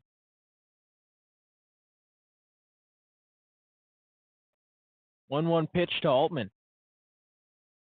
Grounded towards first. This one's going to push foul by a couple of feet, 1-2.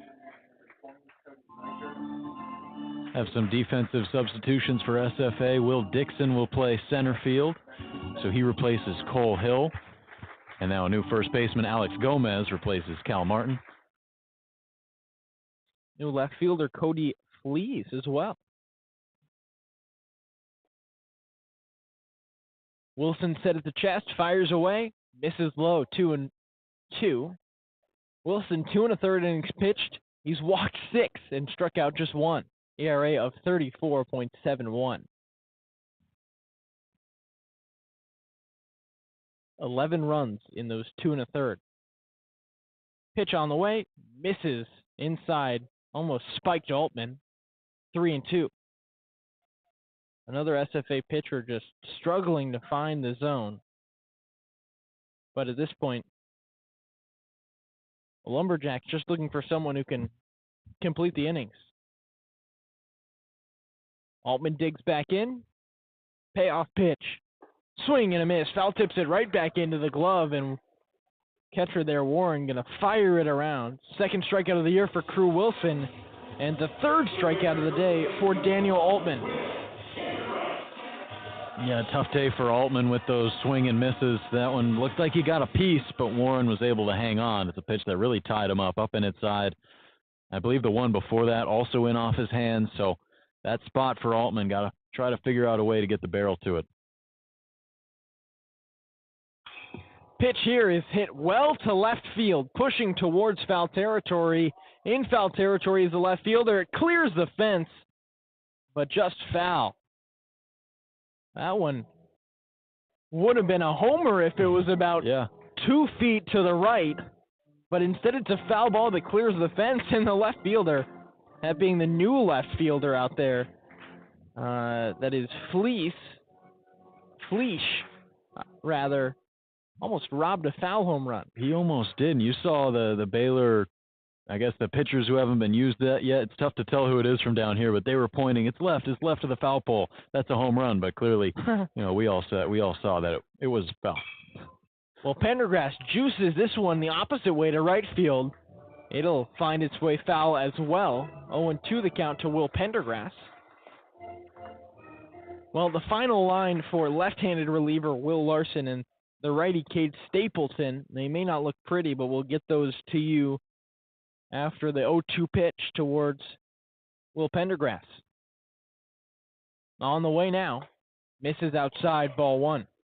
Well, Stapleton went 2/3 of an inning, gave up 2 hits, 1 walk, didn't strike out any Baylor batters, and allowed 4 runs, all of which were earned. And then Will Larson, 2/3 of an inning, gave up 4 hits and 3 runs that were all earned, and struck out 1 Baylor Bear.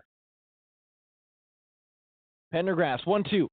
Bounced up the middle. A tough play there for Biggs. He comes away with it, fires to first, and Pendergrass is the second out of the inning. SFA and out away from a 1-2-3 frame, the first 1-2-3 frame of the ball game, I believe. Yes, indeed, that would be the first 1-2-3 even for Baylor.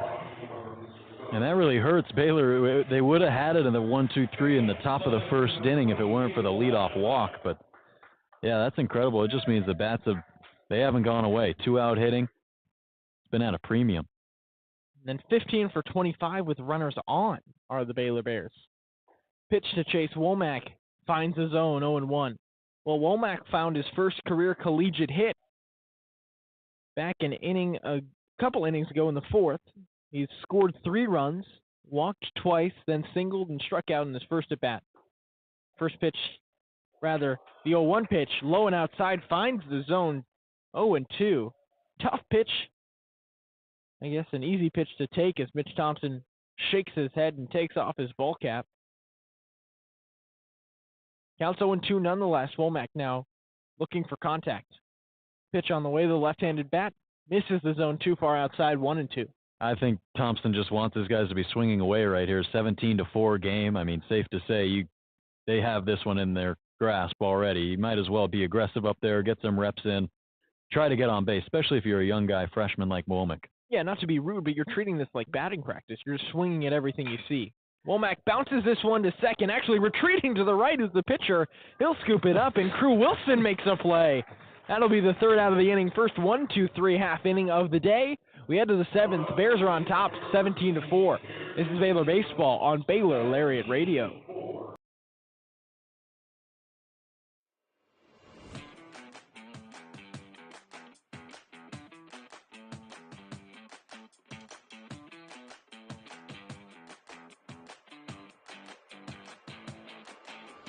Hey Bears! Are you always the last to know about what's happening at Baylor? Are you left quiet in a group when talking about last week's game? Well, you haven't gotten your morning buzz yet. Did you know you can get your dose of current Baylor news every Tuesday through Friday straight to your inbox? The Baylor Lariat Morning Buzz e-newsletter provides you with breaking Baylor stories, local events, and in-depth sports coverage daily. you can be in the know on all things Baylor. If you aren't already buzzing, go to BaylorLariat.com. That's BaylorLariat.com and click the subscribe now to get your morning buzz from the Baylor Lariat. News for the students, by the students. We'll see you in your inbox.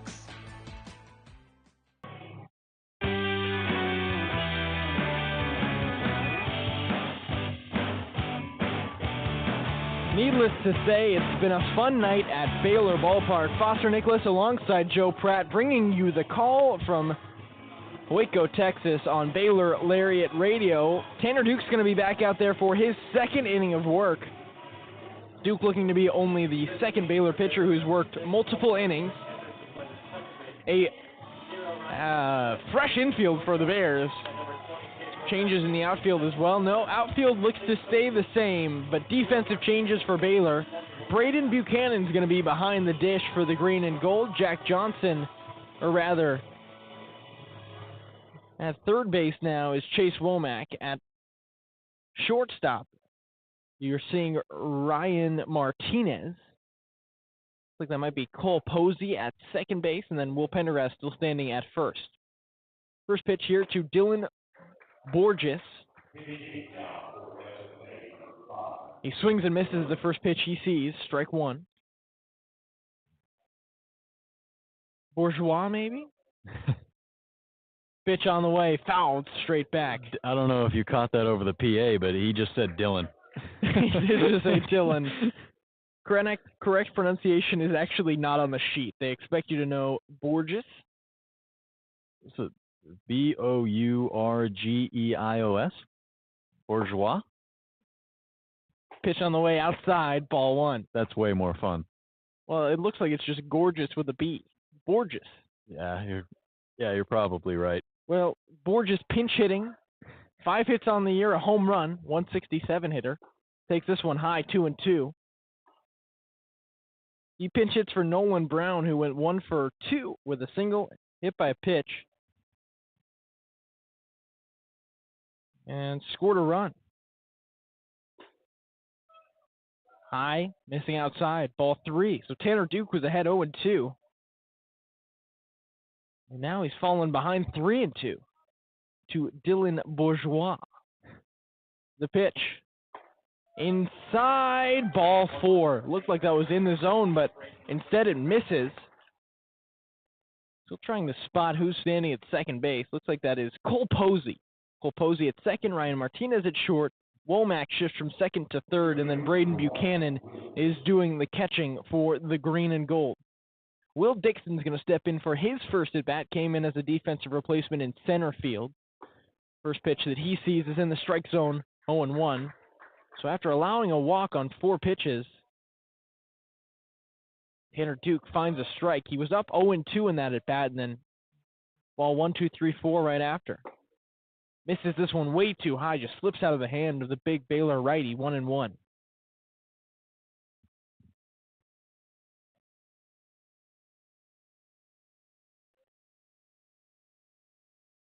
Duke has said the chest working from the stretch, pitch on the way, swing and a miss, a big cut by Will Dixon. Looked like he was trying to send one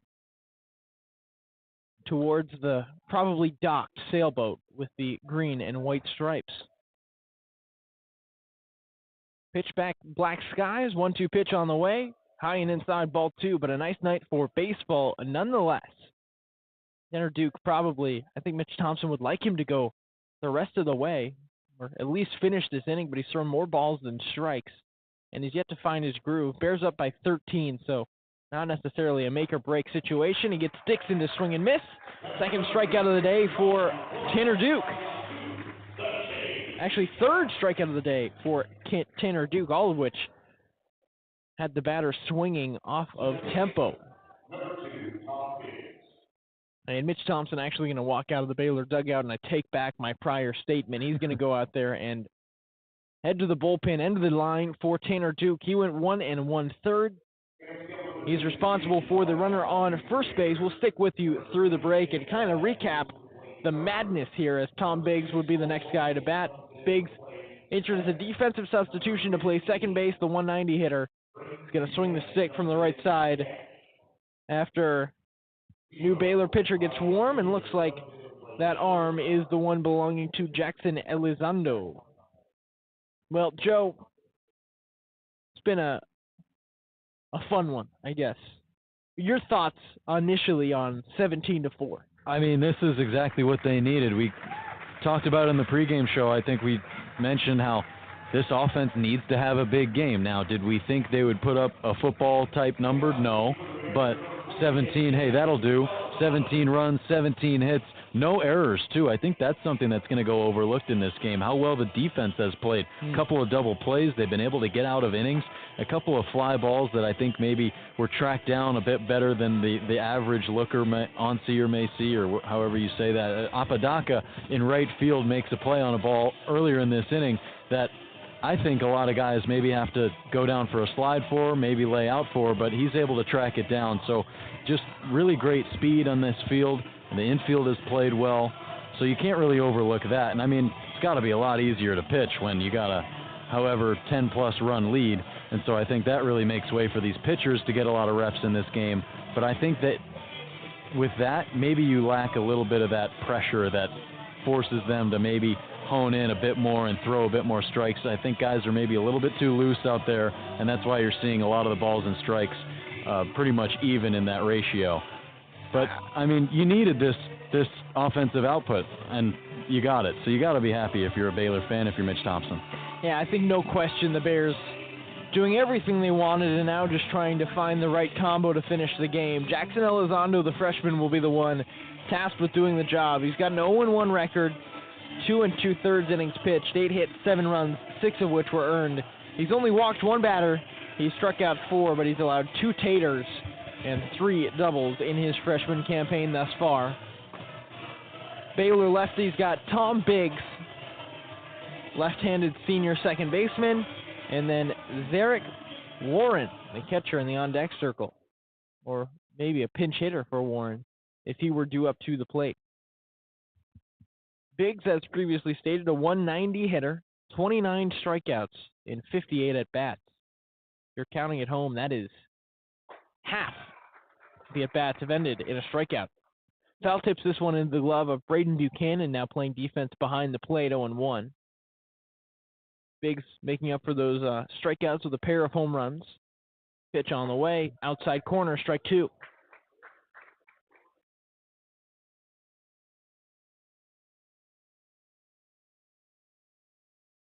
There are 3 batters on this SFA roster with 20 or more strikeouts in their 18 games played.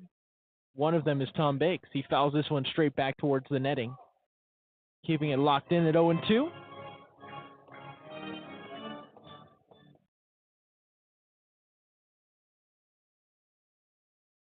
Will Pendergrass still playing defense at first, and then you've got second baseman Cole Posey. Swing and a miss here by Biggs. That's strike 3. First strikeout for Elizondo and the first batter he faces. Rest of the infield, Ryan Martinez and Chase Womack man the left side with Martinez at short, Womack at third. 30th K of the season for Tom Biggs. Just a crazy number at this point. Pitch on the way, big swing and a miss by Warren. Warren is indeed stepping up at the plate. He's 0 for 2, a sac bunt, fielder's choice, and then ground out to short. Pitch on the way, breaking ball, and a nice curve on the breaking pitch. Elizondo finds it on the backdoor curve. It's 0-2, backside of the plate. Strike away from it's a 7-pitch inning with all of which being strikes for the lefty. Swing and a miss and a ball in the dirt. Buchanan lays down the tag. That will close the inning. We head to the bottom of the 7th inning. It's stretch time at the ballpark. 17-4, Bears lead. This is Baylor Baseball on Baylor Lariat Radio.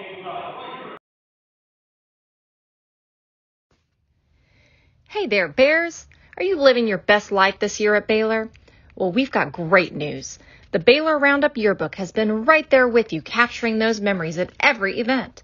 So don't forget to buy your 2022-23 Baylor Roundup Yearbook today and share your memories with friends and family for generations to come. But wait, did you already graduate? Don't worry, we've got you covered. We have yearbooks dating all the way back to 1896. So visit our website today at www.baylor.edu/roundup and order your copy. That's www.baylor.edu/ROUNDUP. Have a great year, Bears, and sick 'em.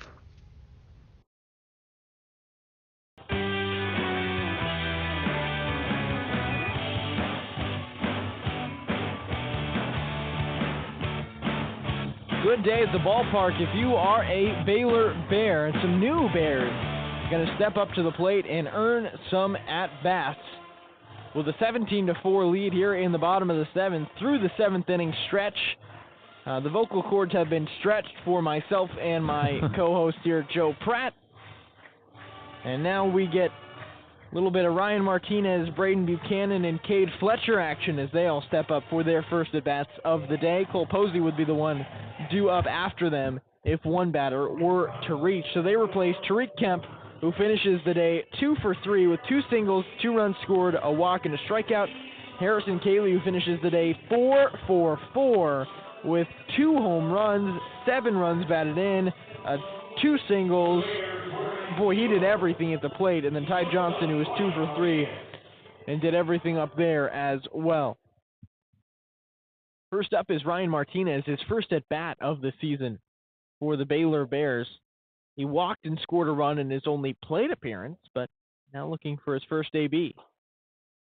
Pitch on the way. That one finds the lowest part of home plate, inside corner, 0-1. Crew Wilson still out there on the mound for SFA as they look to find their first pitcher who can go multiple innings. Longest line, Hines and Parker each went 1 2/3. That is where the bar has been set as the pitch misses outside, 1-1.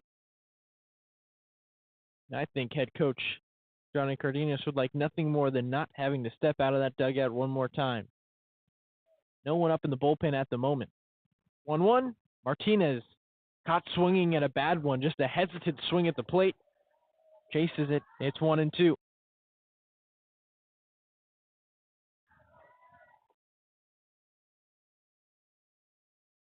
Practice cut for Ryan Martinez, sophomore, transferred in from San Francisco Community College. Outside corner, strike 3 called. Martinez shut down. He'll head back to the bench as Braden Buchanan now looks for a little bit of redemption there. It's been tough to figure out Luke Hamilton's strike zone tonight. Even that one looked a little bit up and outside. Of course, a 17-4 game, so you're not going to get all the calls, but still just a little inconsistent. Not that it has negatively impacted the Bears too much. Pitch on the way to not Harrison Cayley. Braden Buchanan, it misses low and in, ball 1. Cayley, of course, finishing the day 4 for 4.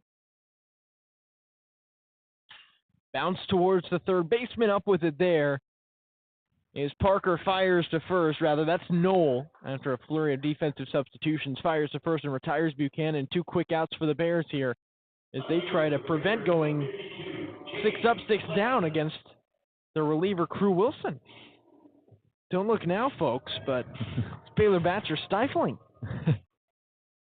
And if you remember, Wilson entered this game with an ERA, I think it was above 33. I think it was 84. 84? Did I think the 8 was a 3? You may have. It was 34. It was first pitch to Cade Fletcher, misses outside, 1-0. Jeez. That would be quite the outing. It's down to about 20.25 now. Big swing and a miss by Cade Fletcher on an outside fastball, 1-1.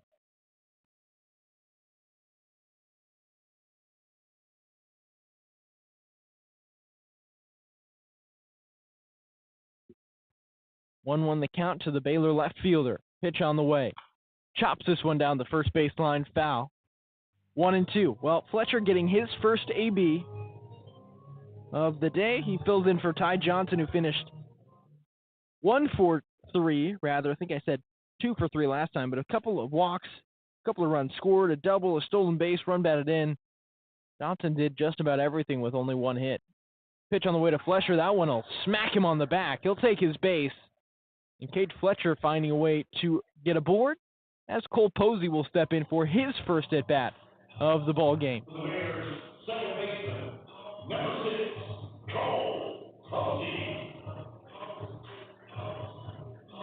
Fletcher had 3 games at Oklahoma. He only had 1 at-bat, or I guess plate appearance, and it was a hit by pitch.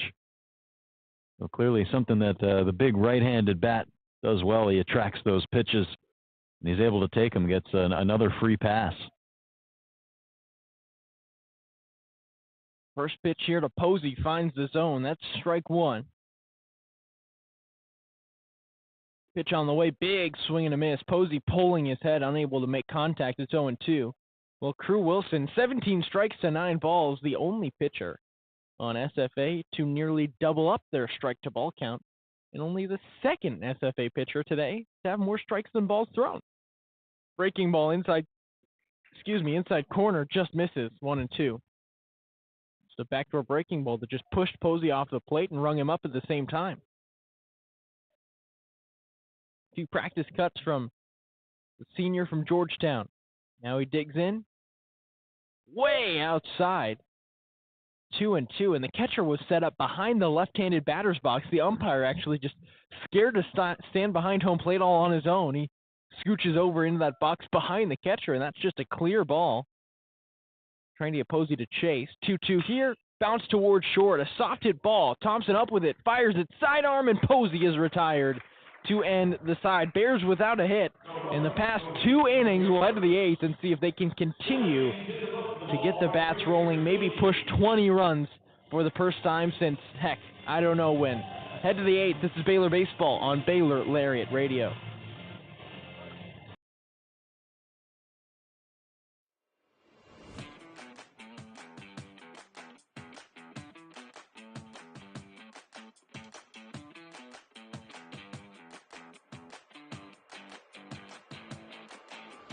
Hey Bears!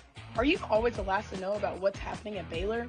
Are you left quiet in a group when talking about last week's game? Well, you haven't gotten your morning buzz yet. Did you know you can get your dose of current Baylor news every Tuesday through Friday straight to your inbox? The Baylor Lariat Morning Buzz e-newsletter provides you with breaking Baylor stories, local events, and in-depth sports coverage daily. You can be in the know on all things Baylor. If you aren't already buzzing, go to BaylorLariat.com. That's BaylorLariat.com and click the subscribe now to get your morning buzz from the Baylor Lariat. News for the students, by the students. We'll see you in your inbox.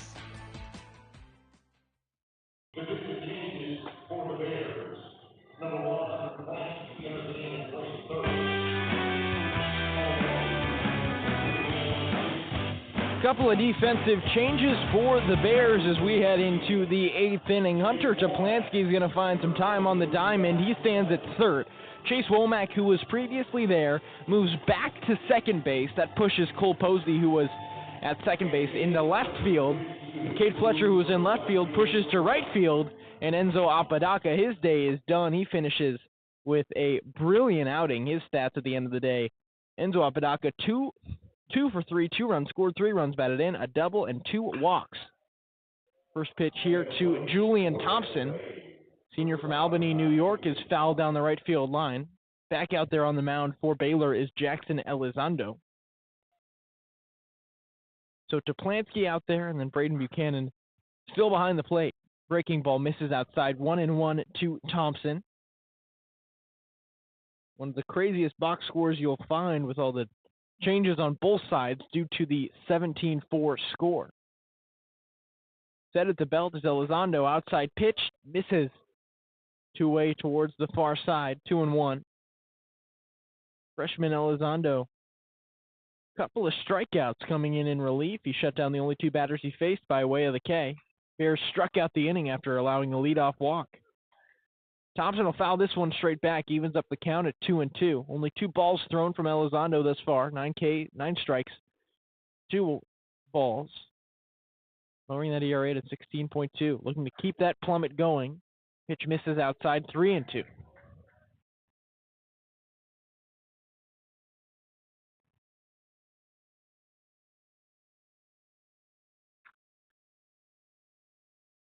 Payoff pitch. Fly ball center field. This one rather deep. Altman charging back just in front of the warning track. He'll close the glove and find the baseball hidden inside. That's out number 1 here in the bottom of the 8th. Lineup card flips over for SFA as Brock Knorr will dig in with 1 down. Brock Knorr. It's Brock Knorr. I actually looked at the pronunciation guide. Don't know why I second-guessed myself there. Brock Knorr digs in from the left-handed batter's box, 1-for-1, entered as a defensive replacement, and singled in the 6th inning in his first at-bat of the day. He grounds this one to third. Toplansky gets his first action. A soft toss across the diamond retires the second out of the inning, and Mitch Thompson promptly out of the dugout. He's going to make a change, and we will see where it is. It's going to be on the mound. Points towards the bullpen in left field, and that is the end of the line for Elizondo, who faced 4 batters and shut down all 4 of them, earning himself a couple of strikeouts, and a brand new arm comes out of the Baylor bullpen. We'll stick around as Grant Golem gets ready to warm up. Got to be an encouraging outing for the freshman left-hander. Wonder why he wasn't left out there. Maybe just counting the pitches, wanting to keep him fresh. Yeah, who knows, but it's a pretty good outing from Elizondo. Really good to see him kind of settle down after giving up at least 1 earned run in each of his first 3 appearances on the season, and he hadn't been on the mound since their midweek a couple of weeks ago against Lamar, so it's just good to get Elizondo back in this game. Another guy who hasn't had too many reps this season, Grant Golem, will replace him, so I think Thompson's just wanted to get as many guys as he can into this ball game, just get them some reps, keep guys fresh, because you never know how deep your bullpen is going to need to be for a weekend series in the Big 12, especially against a team like Texas Tech. So you might as well try to break in a few arms in this game on Tuesday night. Of course, for SFA, they're doing the same thing. Only 2 guys in their starting 9 are still in the game right now. So just so many substitutions on both sides. It ends up, playing a positive for both teams, I think. For SFA, obviously, it's a bad mark on your score or on your schedule, and you have to fall to your 15th straight loss in a row. But at least you get guys to get some reps, and that's all you can ask for, is for guys to get experience on this team. Because at this point, it's safe to say that they're not going to be likely. You could go out and sweep the rest of conference playoffs or conference play, but you're not going to be in your conference tournament. You're not going to be playing deep into the playoffs. So this is a year for SFA where you want to build up some of those younger guys and build up some of the guys who stay on the bench most of these games. So I think that's what these midweeks are for. That's what these blowouts are for. You can always find a positive in every single game, and so I think it's a positive for both sides that guys are able to get into this ball game. Grant Golem, right-handed submarine pitcher. ERA at 12, 3 innings pitched, 4 strikeouts, 1 walk. He was a lefty specialist last year as a right-handed arm. One of the few pitchers that matched up well with left-handed bats. Grant Golem will turn his head sideways, come set at the belt, leans his chest over his feet, pitch on the way. This one outside, or rather inside, ball 1. 1-0 the count to Cody Fleischer. First at bat for Fleischer, senior from New Jersey. Pitch outside corner, strike 1. So Baylor looking to come away with the, I guess you mark it as the Tuesday sweep across pitches with balls, as softball 2-0 in their doubleheader, and Baylor baseball well on their way here. Golem misses outside with his 1-1 pitch, 2-1 to Fleischer. Another pitch. Skips up to the plate, 3-1. Grant Golem looking for 1 out here in the 8th. There's 2 outs already on the board, and then the Bears would need 3 in the 9th to shut this one down.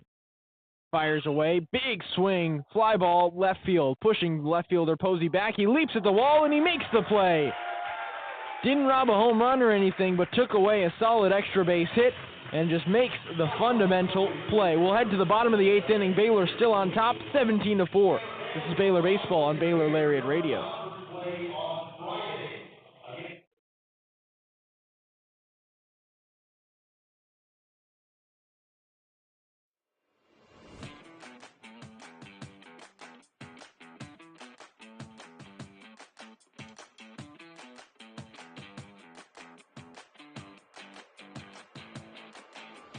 Hey Bears!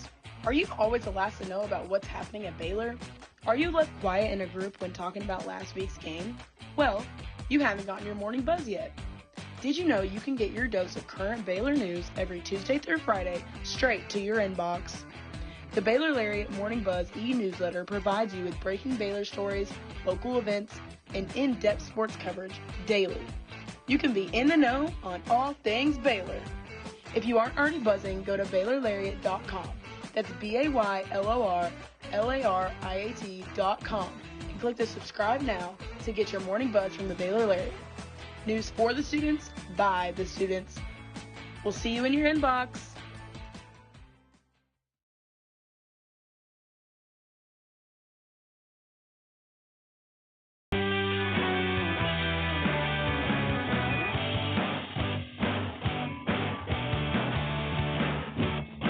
Head to the 8th inning at Baylor Ballpark. New arm for SFA.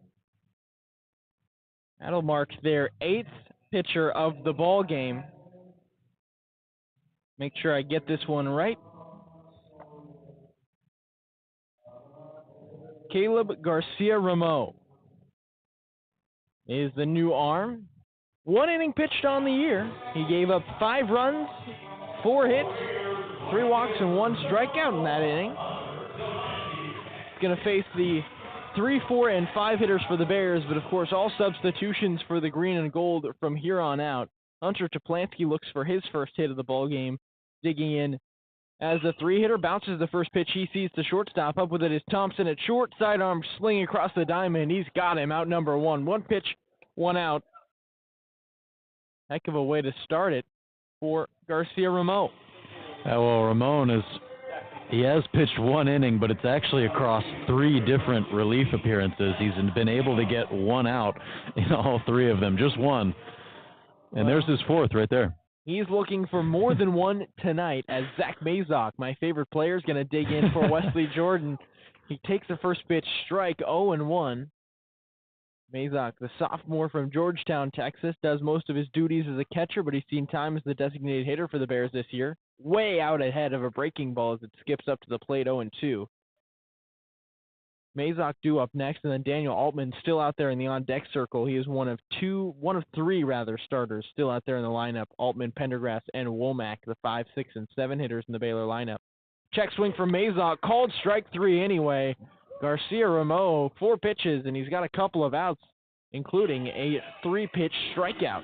Yeah, that's one where Mazok really didn't want to swing at it. It's one that definitely probably would have jammed him up, one that he probably would have had to hit for a foul ball, but he hasn't been at the plate all night. He doesn't know that Luke Hamilton has been calling that a strike 3 all night long. Daniel Altman going to dig in, 1 for 5 on the day. Pitch here inside ball 1. Inside the strike zone, strike 1. Inside part of the plate for the senior second baseman. Senior utility man, actually, in center field tonight. Outside, this one missing low, 1-1. Well, Altman's had a rough go at it today. Does have a hit. Every Baylor starter earned a hit today. 1 for 5 with 3 Ks. Sidearm toss from Garcia-Ramo, misses low, 2-1. Turns out this guy is human. Threw 5 strikes and then a couple of pitches that missed the zone. Goes back to the zone, and Altman slings one to left field, or right field rather. But right there is Tyree Carr. That's the end of the 8th inning. Another 1-2-3 frame worked by the SFA pitching staff. The second of the ball game. We head to the 9th. Bears need 3 more outs. This is Baylor Baseball on Baylor Lariat Radio.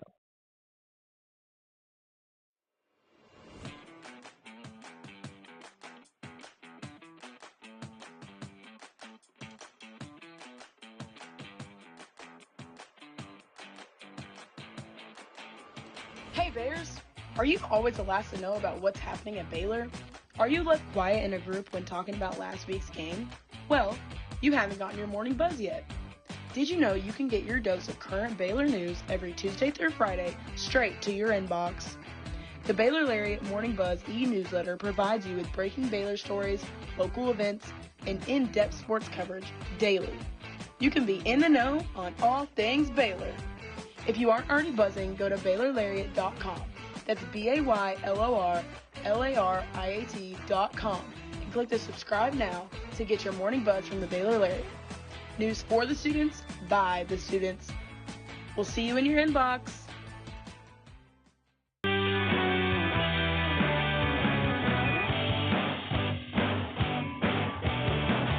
Fresh arm for the green and gold. Not a save opportunity, though, here in the top of the ninth, with the Bears leading at 17-4. R.J. Ruwe going to step on the mound and toe the rubber, looking for 3 more outs to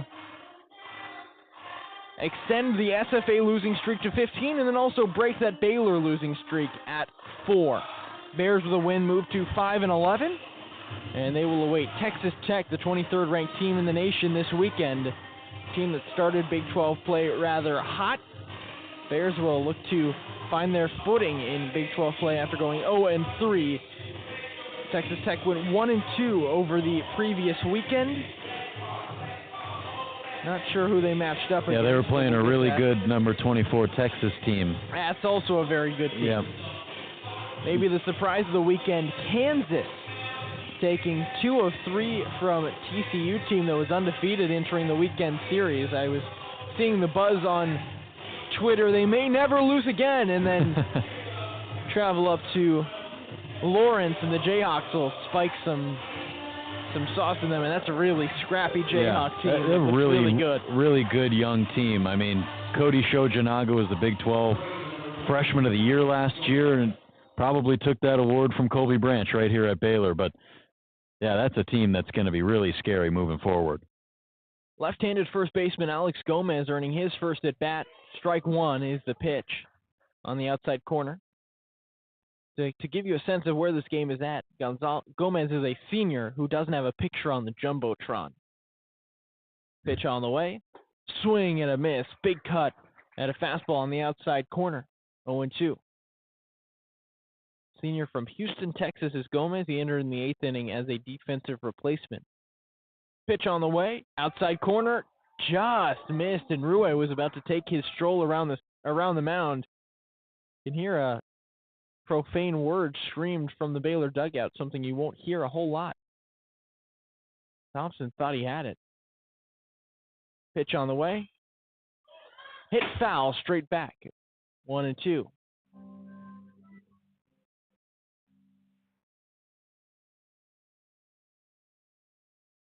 Bears still fighting through it. Ruwe on the year, 7 2/3 innings pitched. He's given up 10 hits and 4 runs, but the ERA is down to 2.35.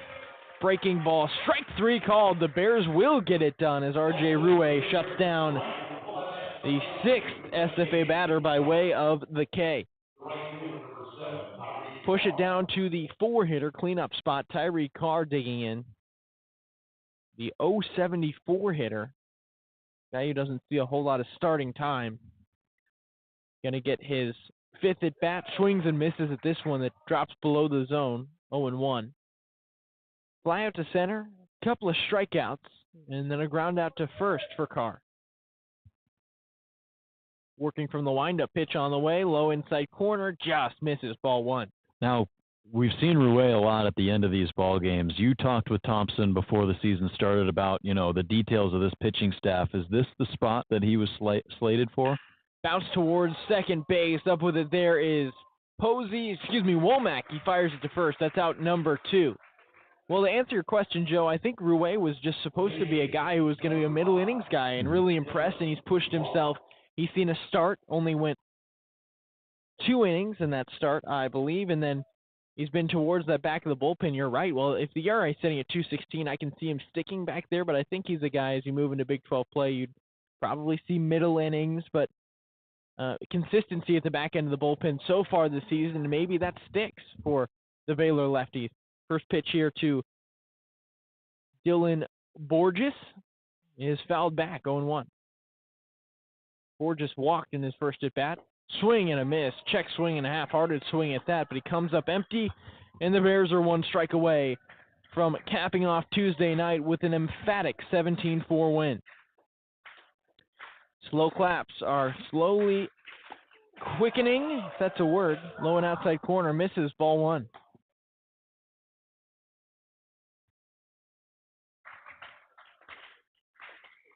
Borges digs back in, 1-2 count. Pitch on the way. Pop-up foul. Keep it rolling. Oh. I was just waiting for that ball to drop on the metal roof that's right above us. That might have found its way in here if there was no roof there. Big pop-up. How about a 1-2 for the third time? Ruwe steps on. He's set. Wind up. Pitch. Breaking ball, swing and a miss. Buchanan holds on to the tip, and the Bears win the ball game 17-4. Quick recap before signing off. The green and gold played 6 in the second, 7 in the fifth. Couple of runs in between. And from there on out, the pitching staff, after a 4-1 second inning, was silencing. Bears come out on top 17-4, and the green and gold hit 3 home runs. Will Pendergrass hit 1, and Harrison Cayley, player of the game, 4 for 4, with a couple of homers and 7 runs batted in.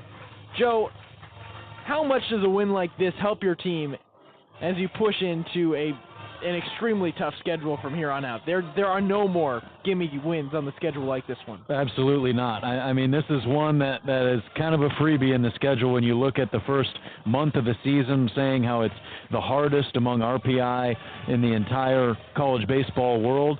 So, yeah, this is one that you needed. I mean, you needed it after losing 3 straight to Houston. You lost the 1 to DBU last week, so you're on a 4-game skid. You don't want to be on a 5-game skid going into a weekend series against Texas Tech, a team that's 11-4 so far. Yeah, they got out to a 1-2 start in conference, but they were playing the number 24 team in the nation, Texas Longhorns. So that just tells you the strength of this conference, and it tells you that you're going to need to be playing that your premium baseball to be competing in this league, because the Big 12, you got some really, really solid opponents at the top half of it. You got some people you can maybe take advantage of at the bottom half, but you're going to be playing against the majority of these really, really difficult opponents like Texas Tech, and you're going to need the bats to get going early on. You're going to need the starting pitching to settle in, and you're going to need your relievers to throw strikes. And I think that's going to be really important. That's going to be the key for me, throwing strikes and good pitching this weekend, because the bats prove that they're existent. They prove that tonight. Well, signing off from Waco, Baylor gets a 17-4 win. Bears move to 5-11. From Baylor Ballpark, I've been Foster Nicholas. He's been Joe Pratt. That's all.